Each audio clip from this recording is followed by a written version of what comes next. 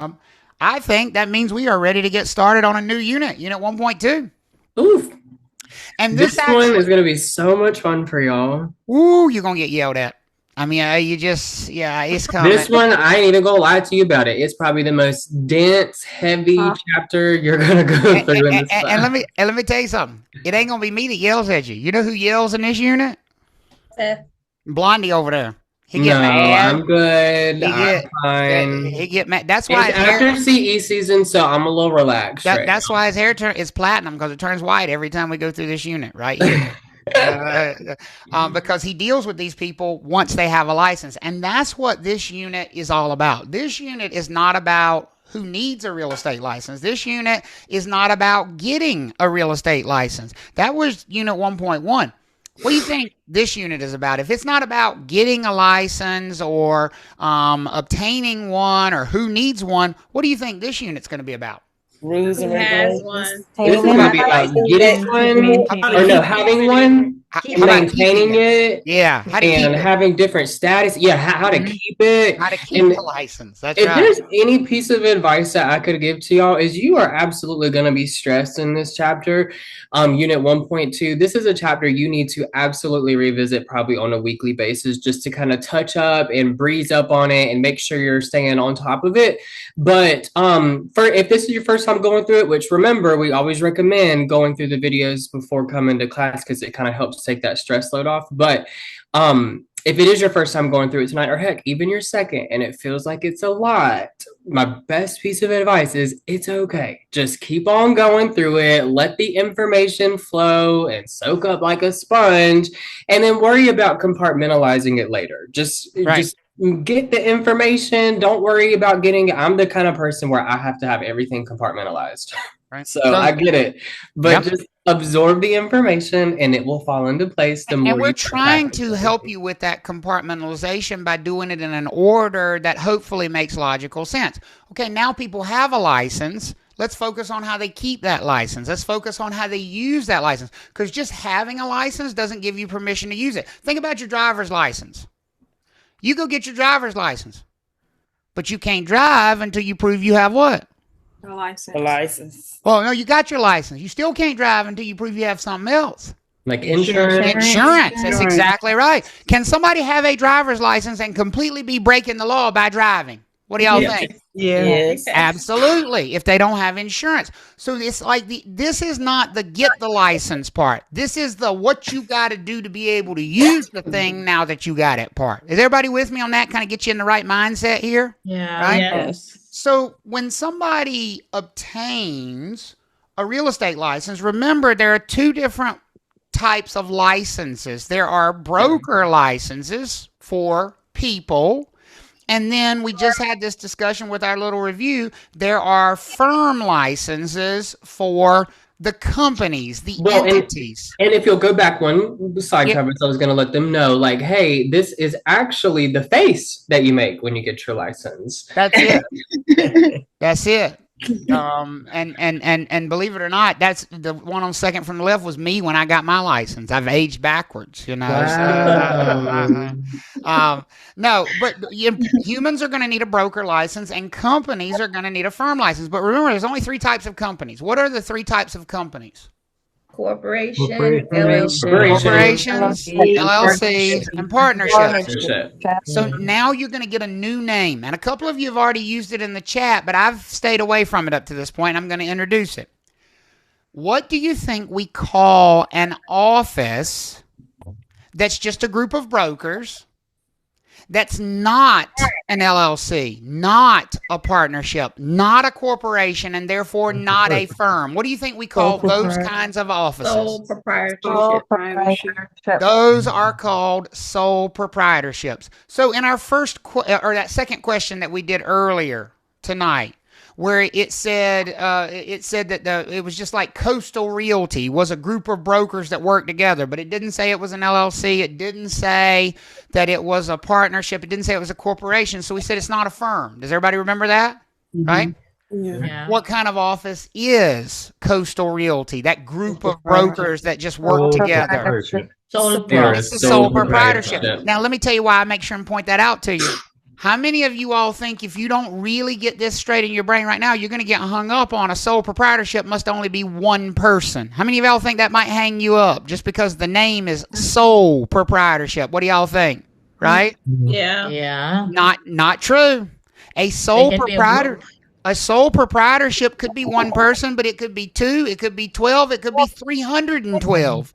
The only thing that makes it a sole proprietorship in North Carolina is that it's not a firm. So every office is either a firm or a sole proprietorship. Does that make sense for everybody now? Right? So when you see a real estate office and you walk in, you either just walked in the door of a sole proprietorship or you just walked in the door of a firm. How can you tell the difference? How can you tell the difference? And it doesn't have LLC. If it's got LLC, partnership, or INC, incorporated, then it's a what? Firm. It's a firm. Everybody with me on that? Yeah. But if it doesn't have one of those 3, it's a, what is that office? A sole proprietorship. It's a sole proprietorship. And folks, that is all you need to focus on about the difference between these 2 types of offices. People try to make that so much more complex for themselves than it is. It's either a firm or it's a sole proprietorship. And can you focus on the number of people that work there to answer that? No, and I can't focus on the fact that it says like Coastal Realty because that is the business. I mean, it is a realty business. So just because you add realty behind something doesn't magically make it a firm. Right. Yeah. So Vinny is the only broker who works at ABC Realty Partners. Firm or sole proprietorship? Only one broker there. Firm. How could it be a firm? There's only one broker there. Because it's a partnership. Because it's a partnership. And if it's a partnership, it's a what, folks? It's a firm. It's a firm. Erica, Ashley, and Ariana opened Best Friends Realty. Uh-huh. Firm or sole proprietoship? Sole proprietorship. Sole proprietorship. Because I didn't say what? I didn't say LLC. You didn't say partnership. Give me a thumbs up if that's clicking for you now. How we feel? Right? Right. Now, one of the things, and Seth mentioned this last night, and I'm going to say it again tonight. One of the things I think we have to stay away from is, but why did they do it that way? I don't know. I don't know why they decided to do it that way. I just know they can if they want to. The Real Estate Commission does not care how you run your office. They're not going to tell you how you run your office. They're not going to tell you how you structure your office. If 3 people want to get together and open an office and they don't want to create an LLC or a corporation or a partnership, then 3 brokers can get together and do that, and they just operate as a sole proprietorship. The Real Estate Commission doesn't care. One broker can operate by themselves and decide, you know what? I don't care if I am by myself. I still want to be a corporation. And that would be a what?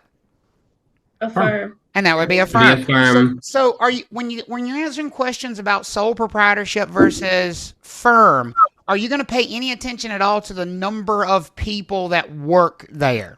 No. That is a distraction.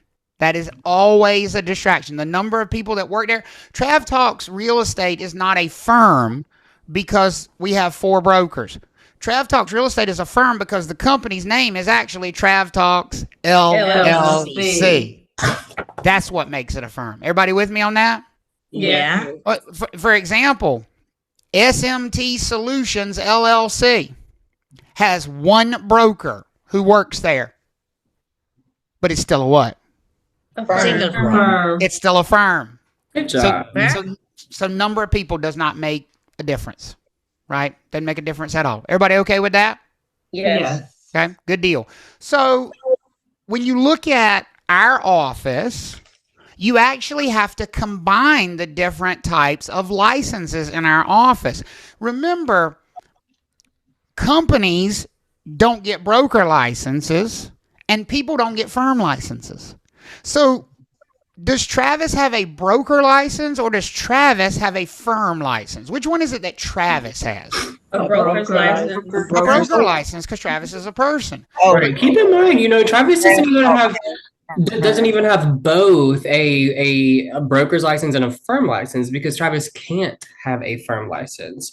He can own an entity, a company that has a firm license, but Travis himself is a person. You know, you can't have a person having a firm license. It doesn't work that way. That's exactly right. But Trav Talks LLC has a what?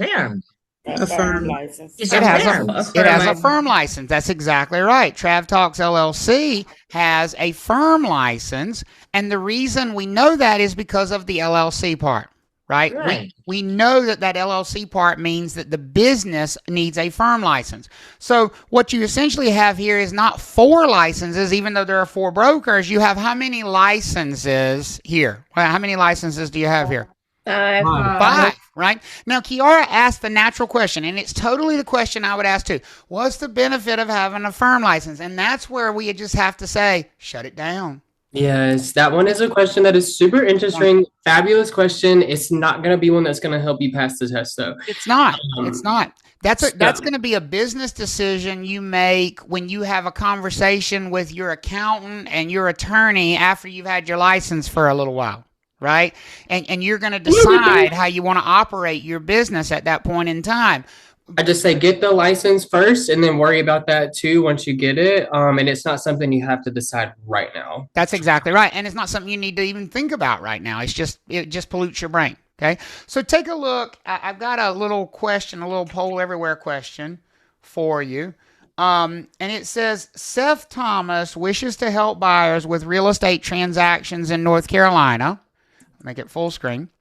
He's chosen to structure his business as a limited liability company and have all of his commissions paid to Thomas Realty LLC.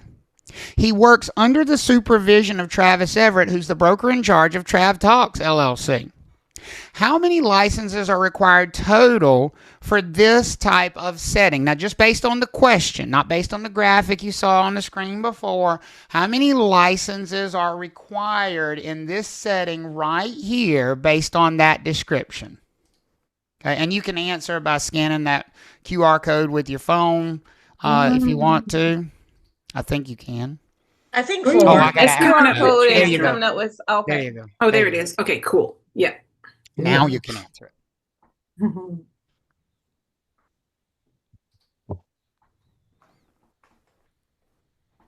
I think 4. It looks like they think 4. Looks like 4 seems to be the popular answer, right? Oh, God. Well, I know. It scares me. No, let's count them. Seth Thomas wishes to help buyers and sellers. Well, that looks like license number 1 to me. What do y'all think? Yeah. Yes. And just to be clear, what kind of license are we talking about? Broker. That's a broker, okay? He's chosen to structure his business as a limited liability company and have all of his commissions paid to Thomas Realty LLC. That's number 2. That's a firm license. Well, I mean, we're going to be paying real estate commissions to an LLC. To me, that's license number 2, right? And that's Right. what? No, there are 2. That's a firm. That's That's a a firm firm. license. Firm license. He works under the supervision of Travis Everette. Okay, well, I don't think Happens Travis to be a Everette. broker. I don't think That's Travis 3. Everette can supervise brokers unless he's a broker himself. What do y'all think? Yes. Right. That's the third So- license. So there's license 3. number 3, and that's a what? Firm license. Firm license. Travis Broker's Everett is not a license. firm license. No, That's a it's a what? broker. Travis Broker. is a broker, Broker's license. right? Travis is a broker license. Who is the broker in charge of Trav Talks LLC? Well, And that's a firm license. that looks like license number 4 to me, a firm license. Yeah. Right? Right. 4 licenses, So 4 licenses. right? 2 brokers, 2 firms. But why did they do it? You don't care why they did it this way, right? But the You don't, question we were asked. right? The question we were asked was simply how many there are, right? And the answer is what? 4. 4. Nelissa, I see your hand. Maybe I don't. Maybe So, Russ. on the link that you sent, when you open it, it cuts off the rest of the question. Oh, does it? Oh, okay. Yes. All right. Sorry So about I that. That's chose yeah. two. Yeah. because yeah. I didn't see the rest of the question. So. Okay. Gotcha. Yeah. Yeah, that's why some of them picked two. Got it. Can you hide that, Dustin? I don't know if you can. You actually can. You should be able to drag it to another portion of your Oh, yeah, screen. you can pull it to the other side of the screen or to the top of the screen or to somewhere else on the screen. That's right. You can do that. There you go. Does everybody understand why this is 4 licenses? What do y'all think? Yeah? Yes. Yeah. Good. So let's talk about, and I'm thinking, I think Seth updated these in LTP. But let's talk about keeping the license, right? Let's talk about keeping the license. You got it? You want to keep it. How many of y'all want to keep the license once you get it? I mean, y'all could just come back and do this over every time. Y'all want to just come back here and retake pre-licensing and do this all again? Oh, no. No. I mean, I thought you liked us. We love you. We like you like this. You I and Seth. mean, But not that much. oh, Not you like don't love this. you don't love us that, you don't love us like that, huh? And that's okay. And I totally respect that. Love Yeah, you I- enough to Let's come do back for continuing post-licensing. There you Oh, go. yes, You love us to yes. come back for Continuing other ed, yes. stuff, right? For other stuff, Continuing but not for this. education, I don't blame yeah. you. I don't want to listen. I teach pre-licensing. I don't want to take it again. I don't want to take it again. So for all of you who want to keep your license, here's what I would suggest. You need to renew that license every single year. Licenses, real estate licenses, expire. And they expire how often? How often will a person or a firm's real estate license expire? What do y'all think? Every year. It will expire yearly. So, like, for example, if I was to go to the Real Estate Commission's website and pull my license card up, and I'm going to do that right now. I'll go over here and I'll load my license information just so I can show you, okay? When I get over here and I come down to view or download my digital pocket card, it's going to have the expiration date of my license on there. Y'all take a look and tell me what you see. When does that license expire? June 2026. Next year. June 30th of 2026. So you got some time. You know what? You know what's crazy coincidence, Seth? What? I looked at yours the other day, and yours also expires on June 30th of 2026. That's why is he all up in my business? That's crazy that your license expires on the same day as mine. Or is that really crazy, folks? Or do you think they all expire on that day? What do y'all think? All expire. What about firm licenses? Same date. They expire. date. And when do they expire? June 30th. June 30th of what year? 2026. Every year. Every year. Yeah. Yeah. That somebody asked me. We've tried. Listen, this is why you cannot take my dad nowhere. We're trying to go through customs this weekend, and they asked the man, "When's your birthday?" And he said February 26th. And the customs man now, like the people you do not mess with, said, "What year, sir?" And my dad goes, "Every damn year." What do you mean? I'm like, you know that ain't a question he's asking you. You know, like answer the question. But when I'm asking you when these licenses expire, what's the answer? June 30th, every year. Every damn year. So, how do we prevent a license from expiring? Because expiring is very bad. And we're going to talk about why it's bad in just a second.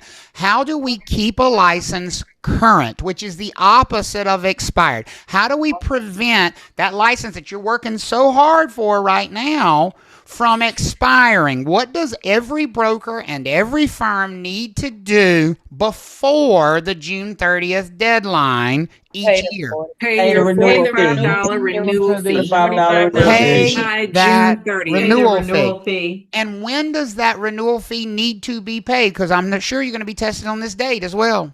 June 30th. May June 15th. by June June 30th. You can start to pay on May 15th. So, right, could I go renew my real estate license right now? Am I allowed to renew my real estate license for another year right now? No. No. When's the first day I can renew my real estate license? May 15th. May 15th of next year, right? Yes, Okay. next And year. so I have to do it sometime between May 15th and June 30th. If July 1 hits, July 1 of 2026, and I have not gone to the Real Estate Commission's website and I have not paid them that $45 renewal fee, what will the status of my license become? One very specific word. Expired. That word is expired, not inactive. Okay? Not inactive. Inactive has a different meaning. Good guess. It's okay. That's why we want to sort this out. And that's why Seth says you're going to pull your hair out on this unit because it's very nitpicky. Oh, yes, for sure. You know, somebody actually called in, and we're going to talk about this earlier today, but somebody was calling saying they wanted to take continuous education courses. I don't know what continuous education is. It don't But exist first and for us, I know. foremost, but first and foremost, everything in this class, so like whenever somebody says something like that, I'm like questioning, do they even know what they're meaning or what they're trying to say? Right. And here's the thing, you got to make sure you know what you're trying to say whenever you are using these words. So if you say expired, I'm going to take you for what it means. Expired means you have not paid your annual renewal fee, because that's what that word means. Somebody sent me a Facebook message on like July 2nd or 3rd this year and said, my license is expired. What do I need to do? I said, you need to pay them their damn money. I mean, isn't that what they need to do if their license is expired? What do y'all think? Right. I said, you need to pay them their damn money. And you're going to have to pay them more than $45 now because there's going to be a penalty because you're late. And they said, And let's guess. said, I already paid my money. They said, oh, I already paid my money. I said, then your license is not expired. Well, yeah, it is. They told me I can't work. I said, did they tell you your license was expired or did they tell you your license was inactive? Oh, inactive. Folks, those are not the same thing. It's really not a simple like, oops, I'm just a girl. Like, no, it's like you really got to know the difference. Test questions. You will miss test questions. How many of y'all think they're going to try to confuse you on inactive and expired on the test? What do y'all think? Right? Yes. They absolutely will. So someone did not pay by the June 30th renewal deadline. What is their license status as of 12:01 a.m. July 1? What is their license status? Expired. It is expired. It's not inactive. It is what? Expired. It's expired. And expired is much worse than inactive. Okay? Because expired, I mean, isn't that kind of a word we use when somebody's dead? Right? Oh, really tough word. He expired. He dead. It's Right? a harsh word. It is a harsh word. So, what do you think it means when your real estate license is expired? Your license is what? Dead. It is dead. It is dead. And you do not want your license to be dead. And especially not for $45. I mean, how silly is that?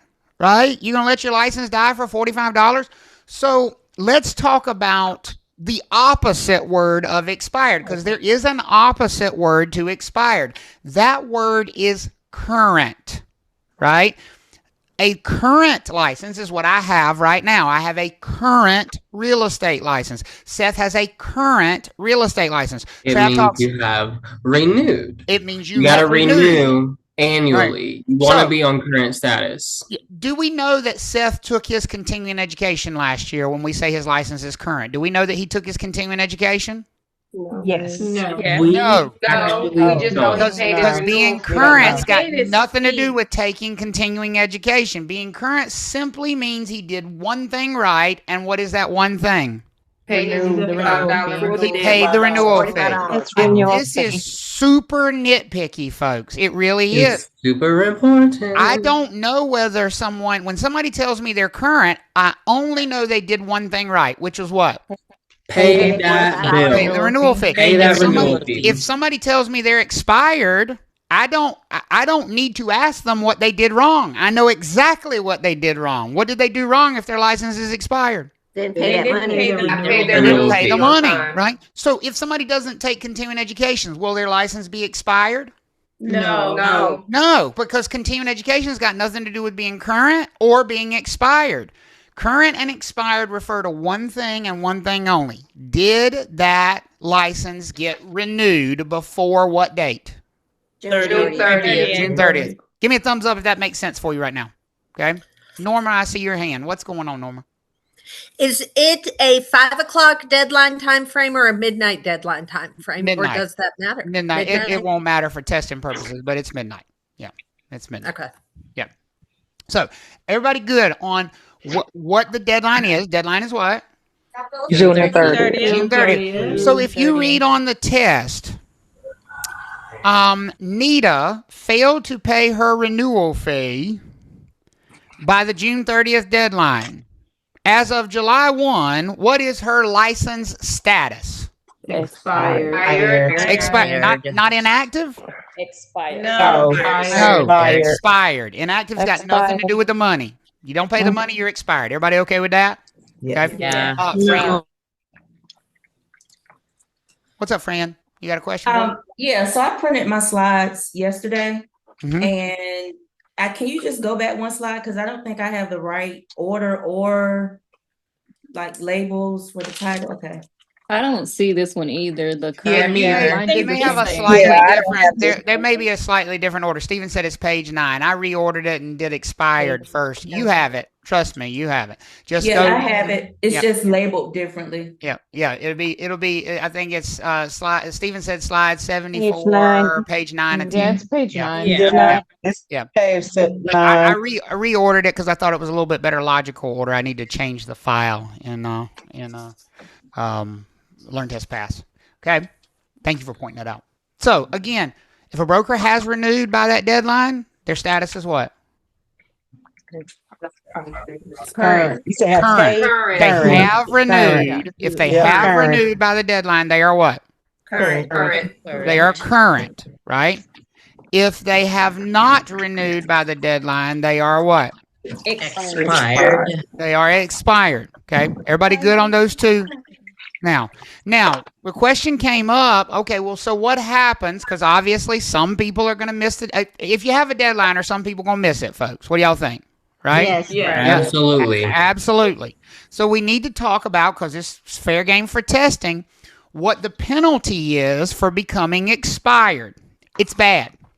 It's bad. First thing is you cannot be active as a real estate broker if your license is expired.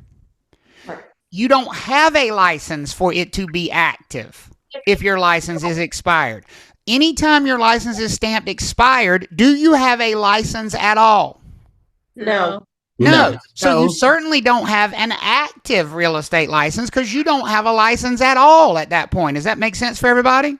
Yeah. Right? Yes. Yeah. So your license is dead. Can you be representing clients with an expired license? No. No, because you don't have a license. No, because you don't have a license. Can you be showing property to people with an expired real estate license? No, No. you What- do what- not have a license. What if you're in the middle of a transaction? Obviously, you can finish that one out. Like, they're already under contract and they're closing in a couple weeks. You can finish that one out while your license is expired, right? Nope. No. No. No. Stop and decease. Stop. That's exactly right, Connie. Can you even email that client? No. No. You can't do anything that requires a real estate license because you don't have one anymore, honey bunches. So what can you do? You can get it unexpired. That's what you can do. You can what we call reinstate your license. Now, to reinstate the license, to get it back to what's the opposite of expired? To get it back to what? Current. Current, right? Current. To get it back to current status, you need to reinstate it. And to reinstate it, you're going to have to pay them an extra fee. There's going to be a reinstatement fee. Now, that fee, you will not be tested on it, is usually an additional $45, right? But that's not all. Depending on how long you've been expired, they may make you come back and retake some of your education, even if you've already finished it.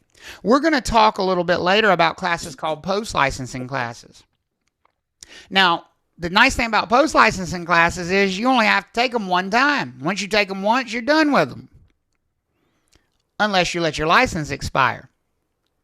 What would the real estate commission maybe do to you as a punishment if you've allowed your license to expire for an extended amount of time? What do you think they might do to you as a punishment?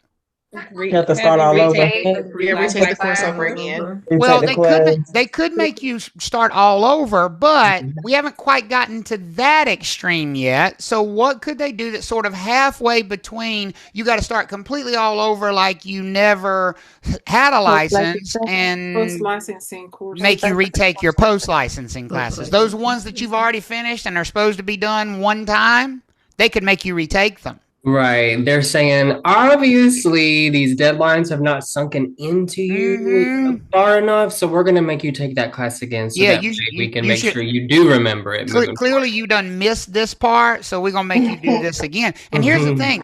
That's not just time that it's going to cost you. Do you think it's going to cost money to retake post-licensing courses? Oh, absolutely. Absolutely. And post-licensing courses have exams at the end of them. You think you'll have to take those exams at the end of those post-licensing courses again, even though you've already finished them? What do y'all think? Yeah. So now that you know that, do you think it might be important to always renew your real estate license, folks? What do y'all think? Yes, I think it's super important. Yeah, it's super important to do that. And by the way, if you stay expired long enough, they will hit you with the hardest possible punishment. What is the hardest possible punishment? Restart over again. Start over again. Right back here in pre-licensing. And folks, as crazy as you think that sounds, we have had people in that situation in pre-licensing courses almost every year. We have a couple in here that are like, I didn't think I was going to use my license again, so I just stopped paying. Folks. Did they email you or send you a letter, or you just, that when it's time for your renewal? Oh, yes, absolutely. You can't possibly miss it. They have a countdown timer on their website for it. They email you. You're not going to miss it by accident. Right? Now, you might need to know that period of time. Expired for 2 years equals what? Redo everything. Start over. That's exactly right. Now, if you reinstate at less than 2 years, they won't make you start all over. They will make you pay a reinstatement fee, and they may make you retake some post-licensing classes. But the only way you'll have to completely start over again is to have the license expired more than 2 years. So I'm going to give you a hypothetical situation. Let's say you're successful, you get your real estate license. 3 years from now, you accept a job in Washington State, and you're moving to Washington State. What are you still going to do every June for the rest of your life? You're going to pay the North Carolina Real Estate Commission $45 because, folks, you do not want to take a chance of being that person who has to come back and do all of this again at some point in the future. You don't know what the future will hold. Here's the cool thing about it. You move to Washington. As long as you pay the North Carolina Real Estate Commission $45 every year, won't you have a real estate license sitting here waiting for you when you come back? What do y'all think? Yeah. Right? Yep. Even if you're not using it, even if you're not working in North Carolina, you can keep that license on ice. All you got to do is what? Pay the $45. Pay the $45 renewal fee, right? And Terry Lynn, could you still represent people that were doing North Carolina transactions even though you're across the country? Absolutely. Yes, could you still get paid referral fees on transactions in North Carolina by keeping that license? Absolutely. So even if you're not really using it on a day-to-day basis, renew it. Pay them the $45. 100%. Right? And look at Stephanie. She said, I let my license expire in Florida, and here I am now. It's not worth it. Don't let it expire. Don't do it to yourself. Right? Don't do it for yourself. Now, Manisha, you've asked me a question I can't answer. I can only answer questions about North Carolina licensure. I can't answer licensure questions about other states. Even if I know the answer, I can't answer it because you only need to know the rules about licensure here. If you want to know what it takes to get a real estate license in Washington, you got to contact them, right? And every state has different rules about how they treat out-of-state licensure, right? How are we feeling about expired and current licensure? Everybody good with that? Okay. So if someone's license is expired, they can be active and be working, right? No. No. No. Wait a minute. I thought, but I thought. Expired, they cannot. Oh. So what's their license? You can't be active if you're expired. Oh, you can't be active and expired at the same time. No. That's right. And if you think about it, them two words don't go together. If somebody's dead, do you expect them to be very active?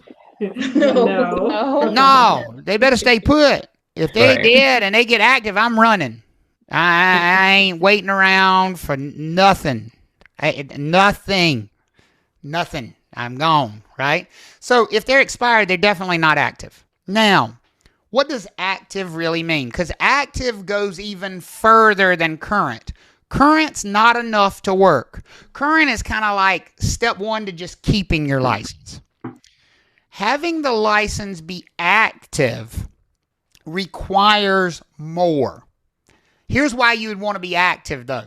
See what she's holding in her hand over there? Money. If you want to make that in this business using your real estate license, then your real estate license had better say what status? Active. Active. Not just current, but also what? Active. Do you think somebody can be current and still not be able to work? What do y'all think? Yeah. Yes. Yes, absolutely, because they could be current, meaning they've renewed, but inactive, meaning they're not eligible to work, right?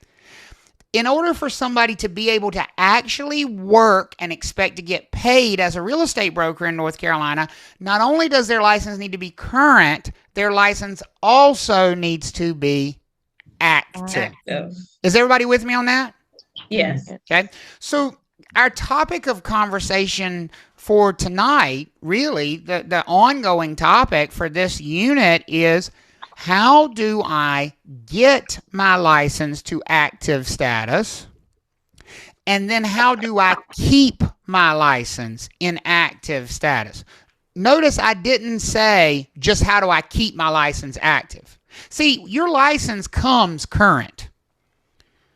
You keep your license current. Your license does not come active. Your license comes inactive. What do you have to do before you can keep it active? You got to what? Got to activate You got to it. get it active first, right? So when you first get your real estate license, is it current or is it expired? When you first get it, is it current or expired when you receive it? Current. It is current. When you first receive your real estate license, is it active or inactive? Inactive. It is inactive. You have to activate it. You have to turn it on. It's like buying, an electronic gadget that takes batteries. You got it, but it ain't gonna work until you put the what in it? Batteries. Until you put the batteries in it. You receive your license on inactive status. So what we need to talk about first is, how do I activate my license? Well, it would be nice if the rules were the same for everybody, but they're not. We treat different brokers differently in North Carolina. Some brokers are what I like to affectionately call baby brokers. The Real Estate Commission calls them provisional brokers, PBs, not brokers. They're on probation. That's exactly right. Provisional, probationary, baby brokers. They knew. They don't have experience yet. They just got their license. Does that make sense for everybody? Okay. Yeah. Now, that newly licensed provisional broker is not an active broker. That newly licensed, right out of the box license comes in what status? Inactive. Inactive. It's current, but it's inactive. Everybody with me on that? Okay. Yeah. What makes it current?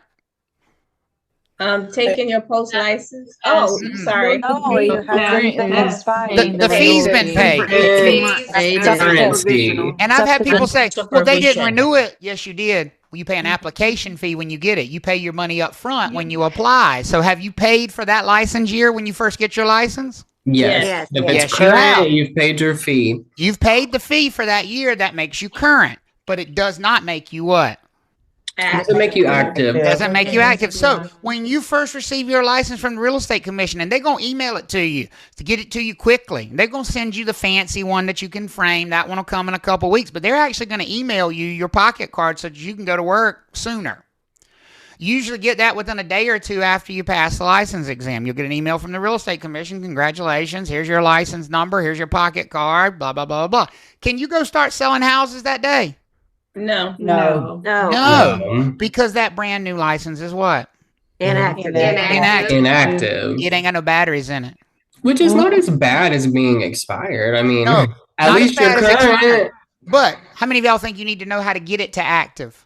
You do. Yes. You do. Yes. Now, this is only the rule for provisional brokers. We're going to talk about the other full brokers, the grown-up brokers, separately. So right now, we're only focusing on which group of brokers? Provisional.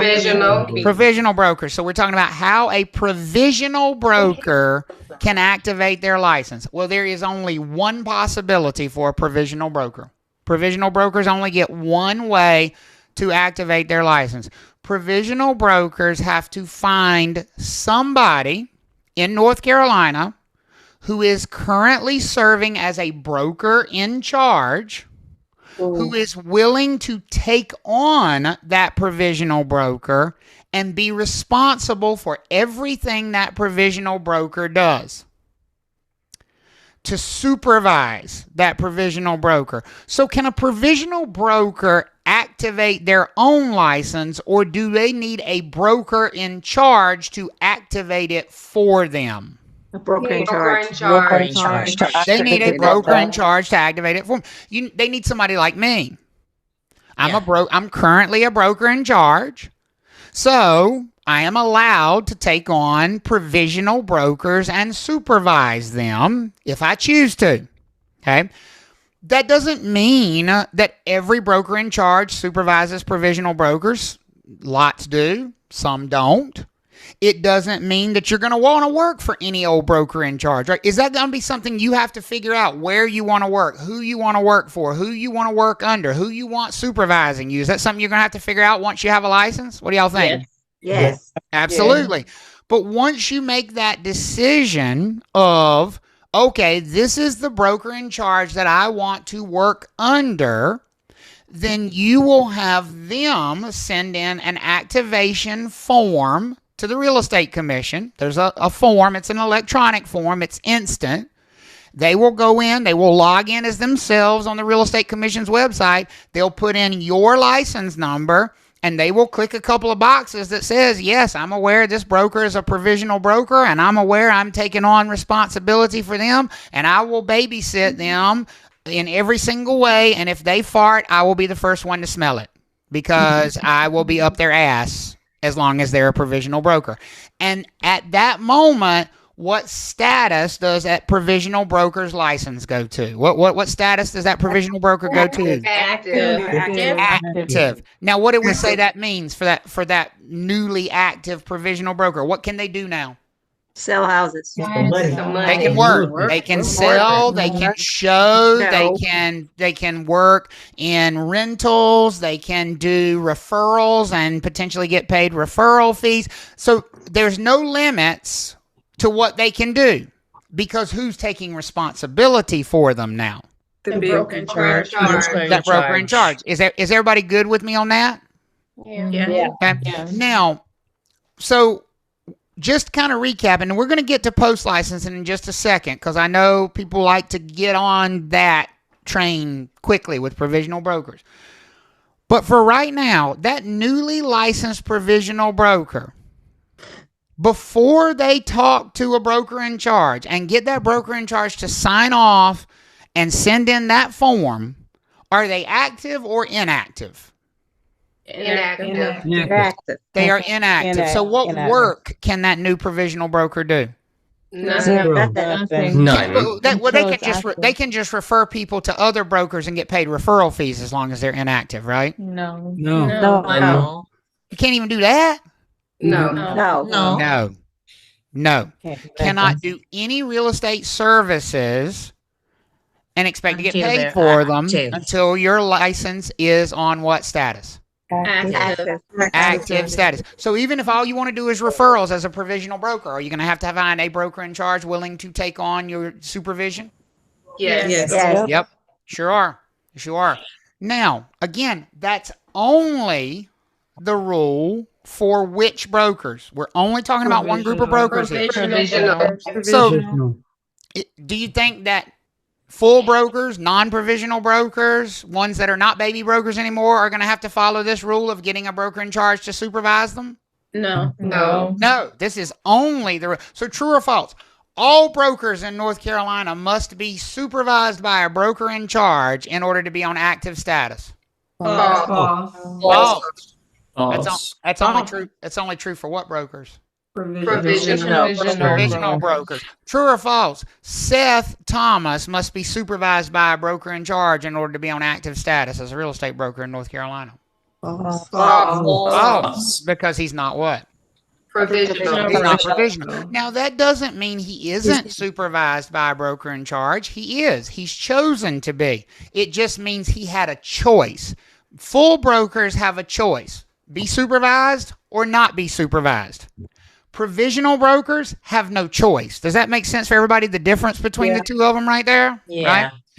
It's sort of like this. I'm going to use my mother-in-law as an example. My mother-in-law has a driver's license. She never drives anywhere by herself. She will only drive if my father-in-law is in the car with her. But that's not a requirement. Do you think she's restricted to only drive when he's in the car with her, or do you think that's a choice she's making? What do y'all think? That's a choice. That's a choice. So she's choosing to be supervised. Does that make sense for everybody? Right? Yes. And so even though she's not restricted to that, she's choosing to be supervised. Well, brokers can do that in North Carolina. Full brokers can choose to be supervised. But how about that 15-year-old that's got their learner's permit or their provisional driver's license? Do they get a choice about being supervised, or are they absolutely required to be supervised when they drive? They are required. They're required. And the same thing is true here. So if you look at somebody's license and it says type PB, what do you know about them? They can't be active unless what? Supervised by a Unless they're supervised. Unless they're supervised by a broker in charge. How's everybody feel about that? Good. Right? Isaiah said, is it wise to go provisional first? Well, you don't have a choice about that, Isaiah, right? Your license is issued as a what kind of license?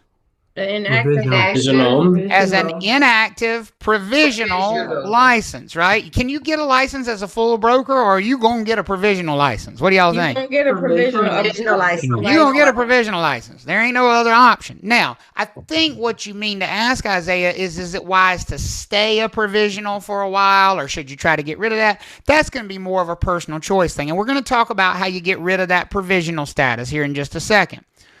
As a matter of fact, why don't we talk about how you get rid of that provisional status?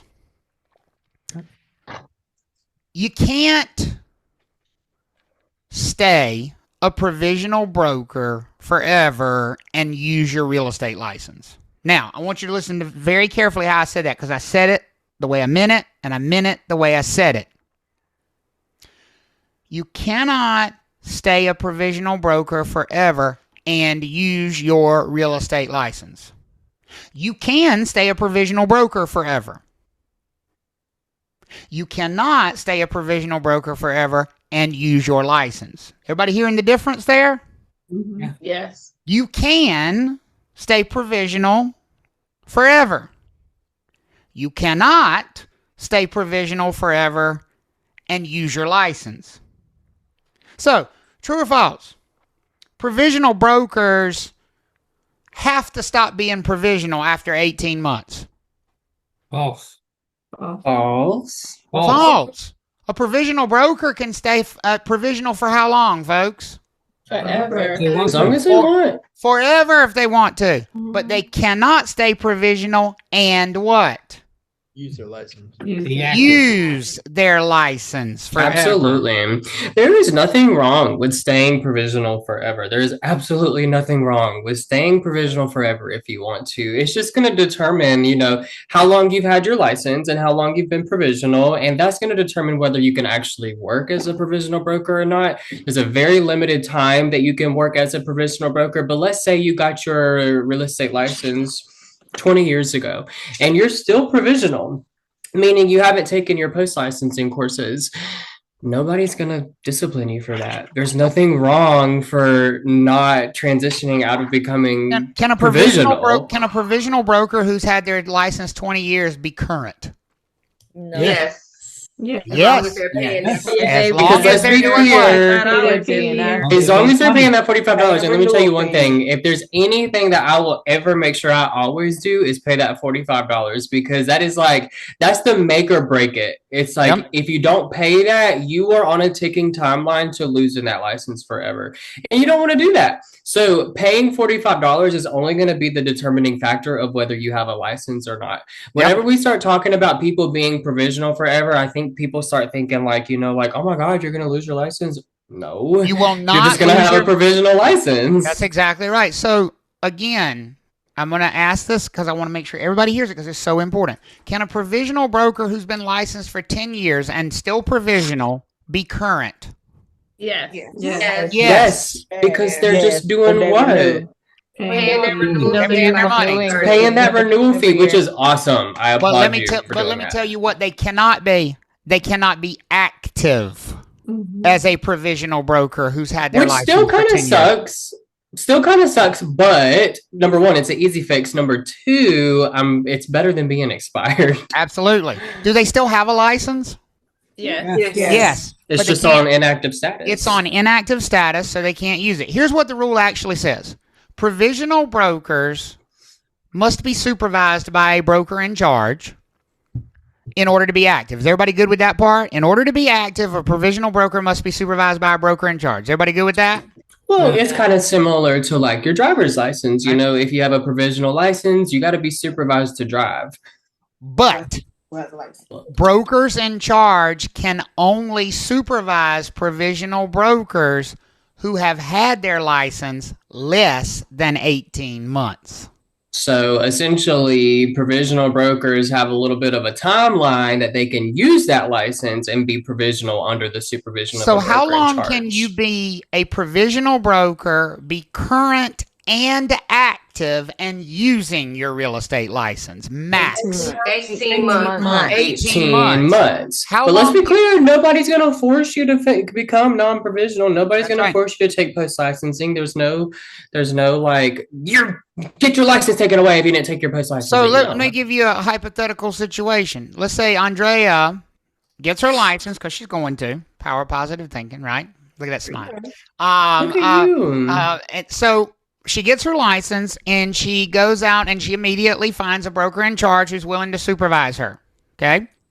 She's got a Nice. provisional broker's license. She's current as soon as the license comes, but she's inactive. Broker in charge agrees to supervise her. Broker in charge sends the form in. What does she become instantly as soon as the form's submitted? Active. Becomes active. Can she work now? Yes. Yes. How long can she stay in exactly that situation as an active provisional broker under the supervision of a broker in charge? How long can 18 maximum? 18 months. 18 months. And it's not that she has to stay that way 18 months. It is that is the maximum amount of time. There is no minimum amount of time. It's only a what? A maximum. Only a maximum. Let me tell you what's going to happen, Andrea. When you get to that 18-month deadline and you're busy working as an active provisional broker, that broker in charge is going to get a notice from the Real Estate Commission that says Andrea has now had her license 18 months. She is still provisional. You are not allowed to supervise her any longer. We have placed her license on inactive status. Right. Once she gets to that 18-month timeline too, that broker in charge is going to go to her and be like, yo, you've had your license for 18 months now. You need to go ahead and complete that post-licensing so that way you can stay active and continue working. And then she's going to come back with, I already took my post-licensing. I'm done. Right. I don't know what you're talking about. So here's my question for y'all. If Andrea really wants to work and continue working, should she wait until that 18-month deadline is looming, or should she probably go ahead and knock this out sooner rather than later so she's not under the gun? What do y'all think? Sooner Go ahead and knock it out. Do it sooner. But again, that's a personal preference. Right. You can wait to the last minute if you want to. Sooner rather than later. Now, will she lose her license when she goes past 18 months and is still provisional? No. That's silly. Remember, the only thing that's going to make you lose your license is what?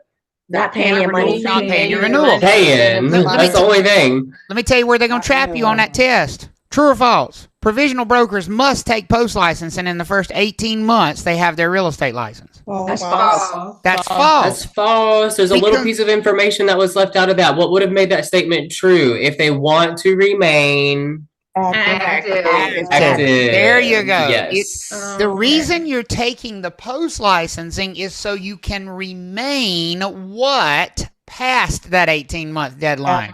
Active. So here's the thing. We talked about that broker that's had their license for 20 years and still provisional. That can happen. They can be current, but what do I know about them? What status are they on in addition to current? They are current Inactive. and what? Inactive. And if they go to a broker in charge and they try to activate their license, is the real estate commission going to accept that form when that broker in charge sends it in and says, I want to supervise this provisional broker?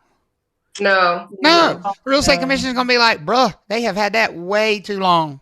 But here's the thing. As Seth mentioned, it's an easy fix. Because remember, this restriction only applies to provisional brokers. Is everybody with me on that? Right? And again, also too, like we said, it's not like anybody's going to punish you for going past 18 months. The only punishment is that you're going to go to inactive status, but you already knew that. Right. And also too, if you do go past your 18-month deadline, so like you get your license, 18 months has gone by, you haven't taken post-licensing. Okay, we already know what happens. You go to what status? Inactive.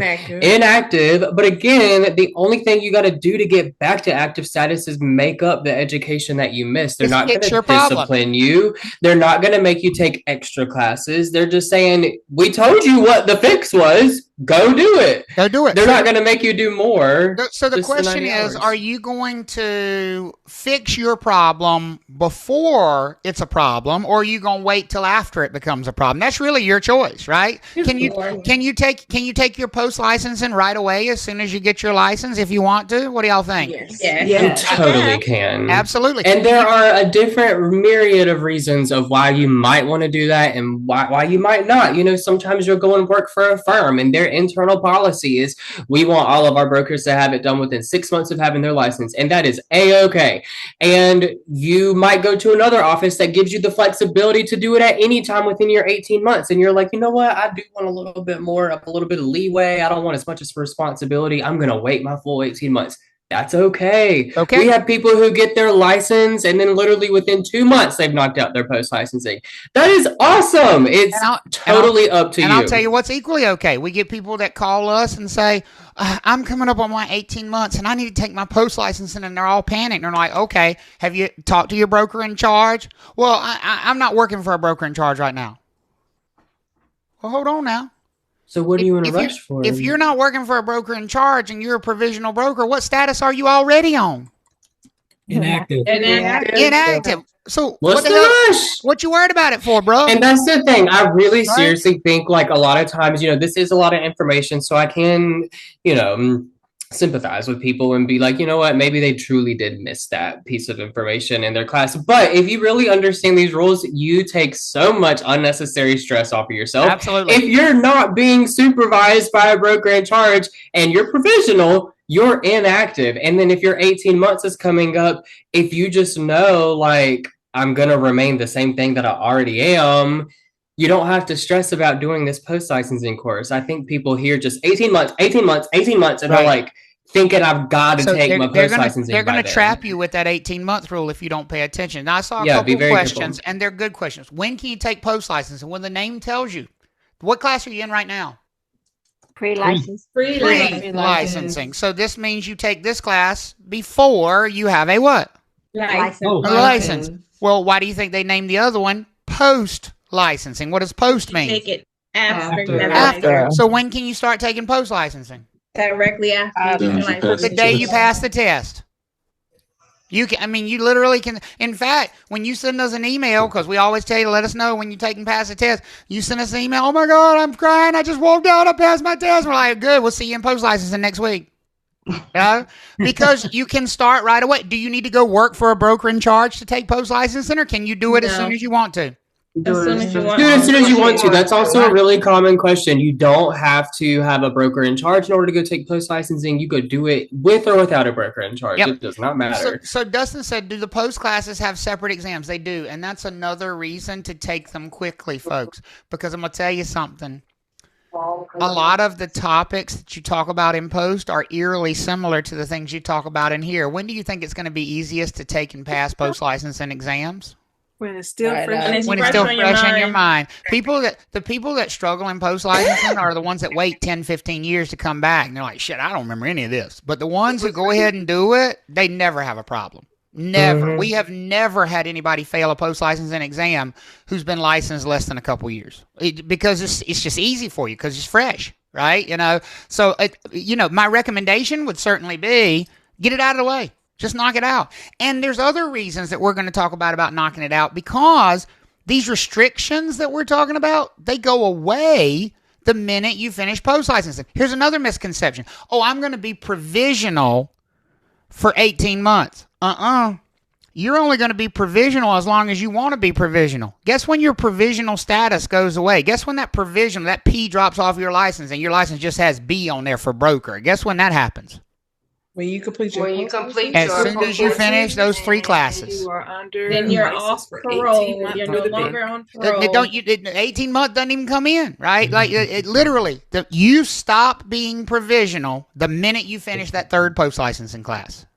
Boom. Like literally, as soon as you take the test, like you pass, you're not provisional anymore. That instant. It is that quick, right? And that means whether you do it in the first month or month 18 or year 18, you stop being provisional the instant you finish those 3 classes. Somebody asked this question. Can you take them all at the same time if you want to? Yes. Absolutely. You can be enrolled in all 3 of them at the same time. You can take them in any order you want to take them in. It's not like you have to take this one and then that one and then the next one. They don't build on each other. It's 3 separate topics, 3 classes, 30 hours each. Take them any way you want. How's everybody feel about that? Okay.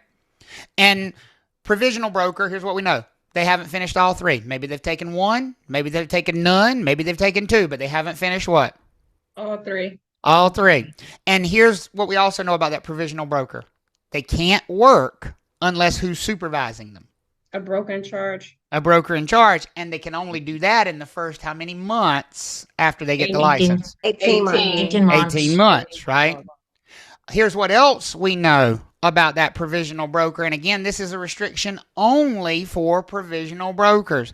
That provisional broker is restricted to only work for one broker in charge. Now, I know right now you might not think of reasons you will want to do this, but there will come a time in your career when you might think, you know what? I'd like to work for more than one office. Maybe you want to work for an office in Raleigh, but you spend a lot of time in Wilmington. Would you probably also want to affiliate with an office in Wilmington so that you could work in both markets? What do y'all think? Yes. Yeah. Well, provisional brokers can't do that. Provisional brokers have to be supervised by how many brokers in charge? One. Guess how many brokers in charge a broker can be supervised by? Anybody? As many as they What do want. y'all think? Just a plain old broker, a full broker, a non-provisional broker. How many brokers in charge you think they can work for? As many as they want. Any number they want. And that number could also be 0. Can a non-provisional broker work for nobody? Yes. Yes. Can they work for one broker in charge?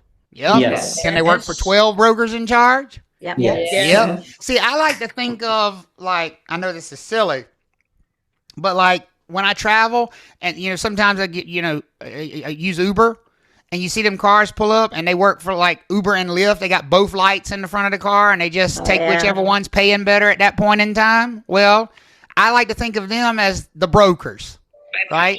Can a provisional broker work for both and just pick which one they like? No. Yeah. A provisional broker works for what?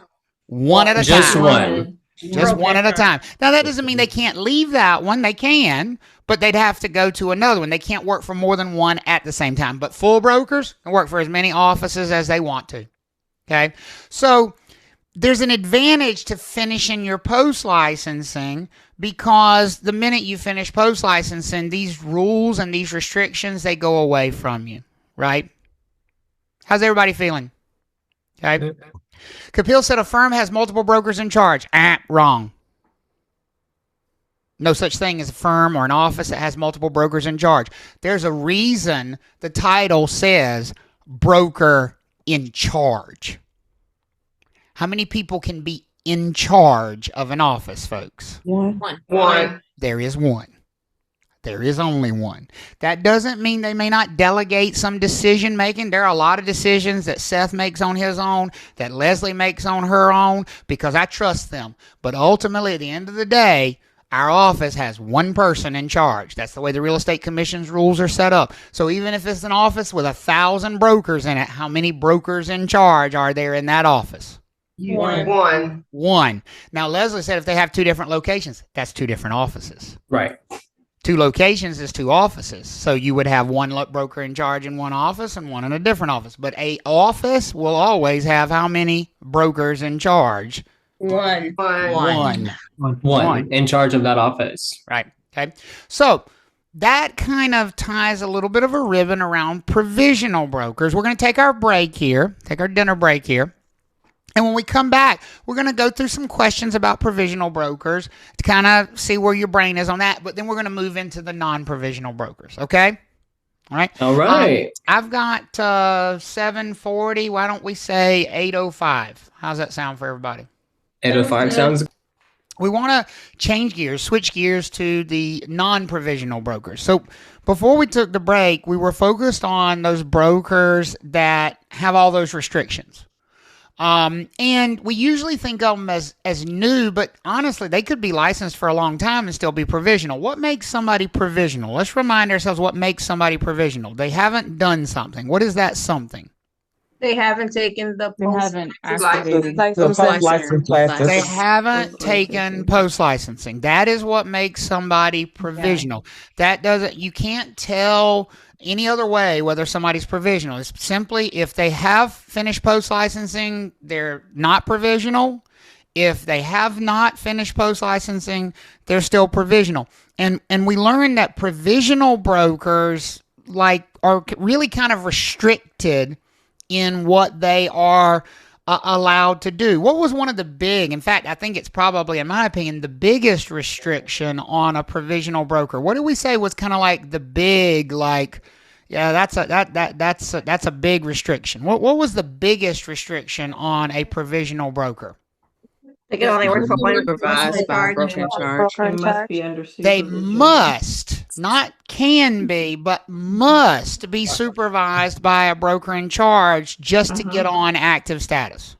In other words, they can't be active by themselves. Even if all they want to do is referral fees, they can't get active without who taking them on? The broker in charge. A broker in charge at some office somewhere. And let me just give you an idea of why that's probably a big deal, folks. I mean, I know the money doesn't matter on the test, but money matters in the real world. Can we agree that you're getting this license to make money with? Yes. Right? Yes. Yeah. If you are supervised by a broker in charge, your money has to flow through your broker in charge. You can't be paid directly if you have a broker in charge. So can provisional brokers ever be paid directly, folks? No. No, because the only way a provisional broker can be active is to be under a BIC's supervision. And once you're under a BIC supervision, where does your money go first? The broker in charge. The to the BIC. Is there any guarantee that that broker in charge is going to pay you all of the money, or is it actually more likely that they're going to skim some of that money off and keep it for themselves and then pay you some portion of the money? What do y'all think? Skim. Portion. See, y'all don't like to think about that. See, that money is not yours first. It's whose money first? The broker in charge. That broker in charge. And listen, that's true of anybody who's supervised by a broker in charge, but it's most important for provisional brokers because that's literally the only way they can use their license. So provisional brokers don't have the choice of keeping all their money and working unsupervised. Guess who does have the choice of keeping all their money and working unsupervised? Guess who can do that if they want to? Non-provisional. Non-provisional or full broker. And sometimes we refer to them as full brokers, but I think on the test, they're going to use the terminology non-provisional. Let me warn you about something. If you get in a hurry reading, you will swap out, mix up, screw up the difference between provisional and non-provisional. Which one is the baby version? Which one is the shitty version? The one with all the rules? Provisional, right? The one that starts with the P. Which one is the better version, the grown-up version? Non-provisional. And remind me again how you get rid of all those shitty restrictions. How do you make it so that you don't have to follow those restrictions anymore? You gotta take that post-licensing. You gotta take that post-licensing and finish it, right? You gotta finish You got the pre-licensing and then you got the post-licensing. That's right. That's exactly right. So, I think I've got a little question for you here. So let's take a look at this. Which of the following statements is true of provisional brokers in North Carolina? I'm going to make that a little bit larger. A, provisional brokers receive their new license on active status. B, No. provisional brokers must complete all 90 hours of post-licensing education within the first 18 months after their license to keep the license. C, provisional brokers cannot begin to take post-licensing education until they've affiliated with a broker in charge. Or D, provisional brokers can become non-provisional brokers as quickly as they want to by completing 90 hours of post-licensing courses. Which one do you think is the best answer of those? D. Yeah, I like D as well. I don't like A because we talked about the fact that a provisional broker's license is going to come on inactive status. I don't like B because B says that provisional brokers have to complete post-licensing just to keep their license, and we said that's not true. They will keep it. It would just be on what status if they don't finish. Inactive. It would go to inactive status, yeah. And C said provisional brokers can't begin to take post-licensing until they've affiliated with a BIC, and we said that's not true as well. You can start just as soon as you get the license. So I like D, the best of those choices there. Now, big advantage to finishing post-licensing is all of those restrictions go away. That 18 months rule, gone. You don't have to worry about it anymore. Not being able to work unsupervised, that's gone. Can a non-provisional broker work completely by themselves with no supervision if they want to? Yes. Well, and let's talk about it again. Let's take it back to the money of why that might be important to somebody. Can a non-provisional broker who's on active status but doesn't have a BIC, can they be paid directly? Yes. Active status. What do you think? If they're on active status and they're not supervised by a BIC, can they be paid directly? Yes. Yeah. Who else would you pay? There is nobody supervising them, so you can't pay their BIC because they don't what? They don't have supervision. They don't have supervision. Now, if a non-provisional broker does have supervision, their money still flows to their broker in charge. Somebody asked earlier, And they ask about me, but I'm going to expand the question to Seth. Can Seth be paid directly? Now, keep in mind, he's a non-provisional broker. He's on active status. Can Seth be paid directly? Yes. Yes. No, Does he still have a So broken it's kind of a charge? loaded question, but it's not at the same time. So it all depends on how your license is affiliated. And my license, yes, I might be a non-provisional broker, but I have chosen to be supervised by a broker in charge. And so if you have because I've chosen, any money that I make has to go to my broker in charge first. So who gets before the money it even first? comes to me? Who gets the money first? Trav Talks Real Estate. Trav Talks. The broker in charge, or the office, Trav Talks. Right. But keep in mind, that's because I chose to have it like that, not because I have to. I chose to. Now, if Seth wanted to be paid directly, right? If Seth wanted to be paid directly, then he would have to work without a what? A broker without a broker in charge. Without a broker in charge. Right? Yeah, and so here's the thing: like, do I have the option to be paid directly? Sure, totally do, because I'm non-provisional. But I chose to have supervision by somebody other than myself, and because I chose to do that, well, now the money's got to flow through that supervision. It's a different thing to say that I have the option to get paid directly versus like I chose an alternate route. I chose the fact that I want to be supervised for whatever reason that is. And because I am supervised by somebody other than myself, and that broker in charge also supervises an office that I have also affiliated with, that money's got to flow through that office first. So, Seth, I saw a couple people ask in the chat while you were talking just now, what's the benefit of being supervised by a broker in charge if you don't have to be? What's the benefit? It's absolutely, it's not applicable to the test.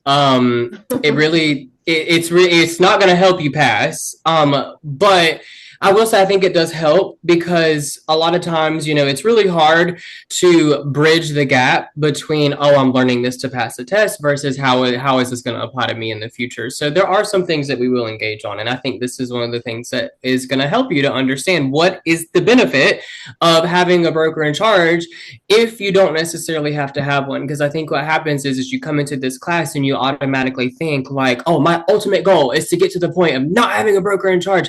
And that's cool if you feel like you can handle that.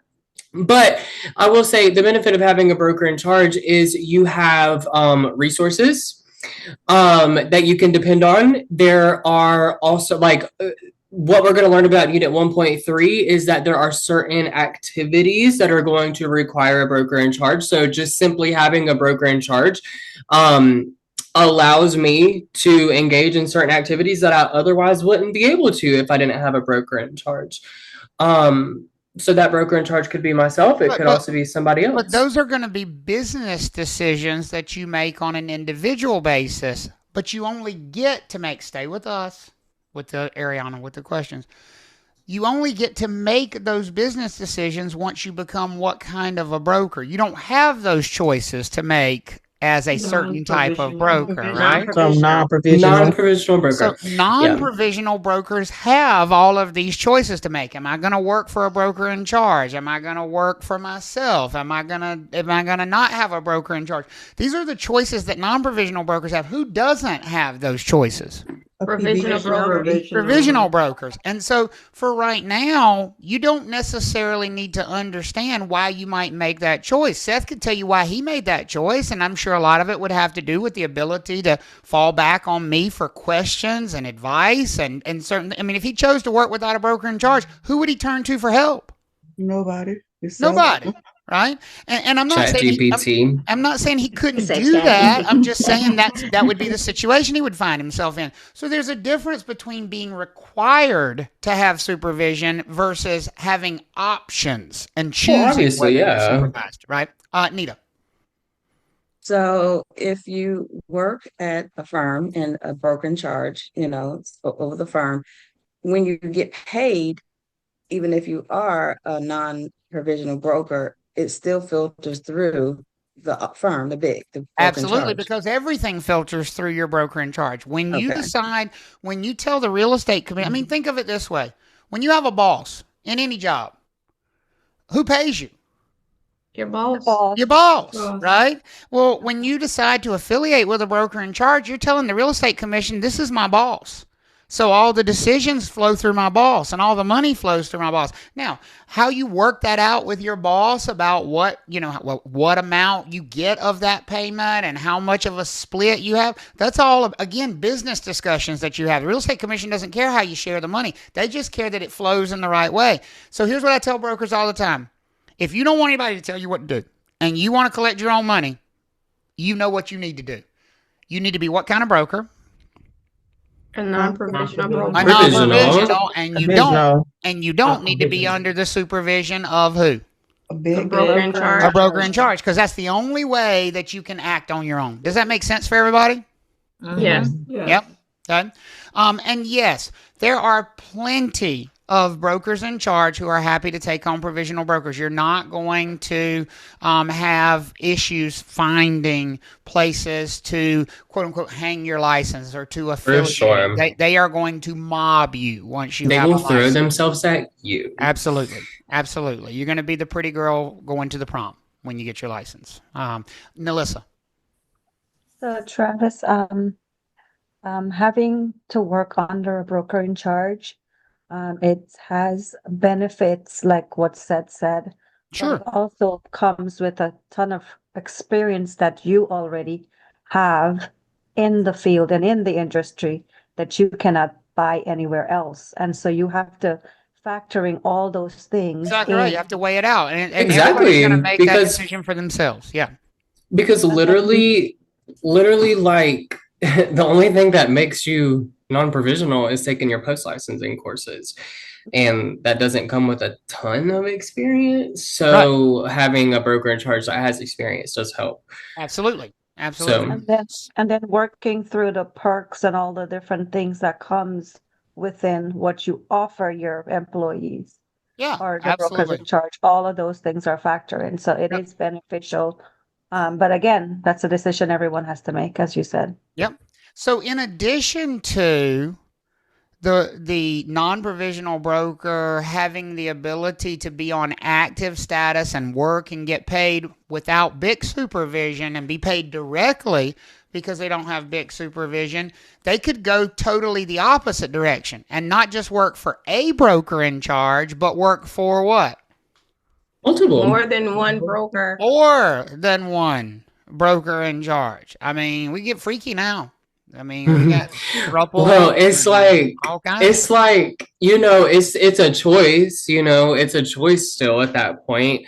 Like I have the choice to work for more than one broker in charge, but I haven't chosen to do so, like it's a difference to say that you can versus what you are actually going to do and what your brokers in charge are going to allow. So y'all want to know how ridiculous this shit is that runs around in my head? I dreamed 2 nights ago that Seth was cheating on me and was working for another office without telling me. That was in my dreams 2 nights ago. Isn't that written in the crazy? See? How dare you? How dare you? How dare you? Exactly. Just got to treat me better. Is that what it is? I'll come and work nowhere, Travis. Let me find out you playing the field, Steph. Yeah, right. But he would actually be violating a rule to do that, and it's not my rule. The Real Estate Commission says that a non-provisional broker can work for more than one broker in charge, but they can't do it without telling that broker in charge and all their brokers in charge. So they need to have a conversation with however many they want to work for and get at least verbal permission to work for more than one BIC. So if you want to work for 3, you need to talk to how many of them? 3. All 3. And you need to say, hey, are you okay with me working with these other offices? Because that's what I'm planning to do. You can't, sort of be shady and be on the down low and work for more than one office. So you have to make sure that your BIC, because the BICs may not be comfortable with that. They may not be comfortable with, because it becomes a little bit confusing. Think about it. If Seth were working for 2 offices, wouldn't he have to have 2 sets of business cards? One to hand out when he's dealing with our clients and one to hand out when he's dealing with the other office's clients? Wouldn't he have to do that?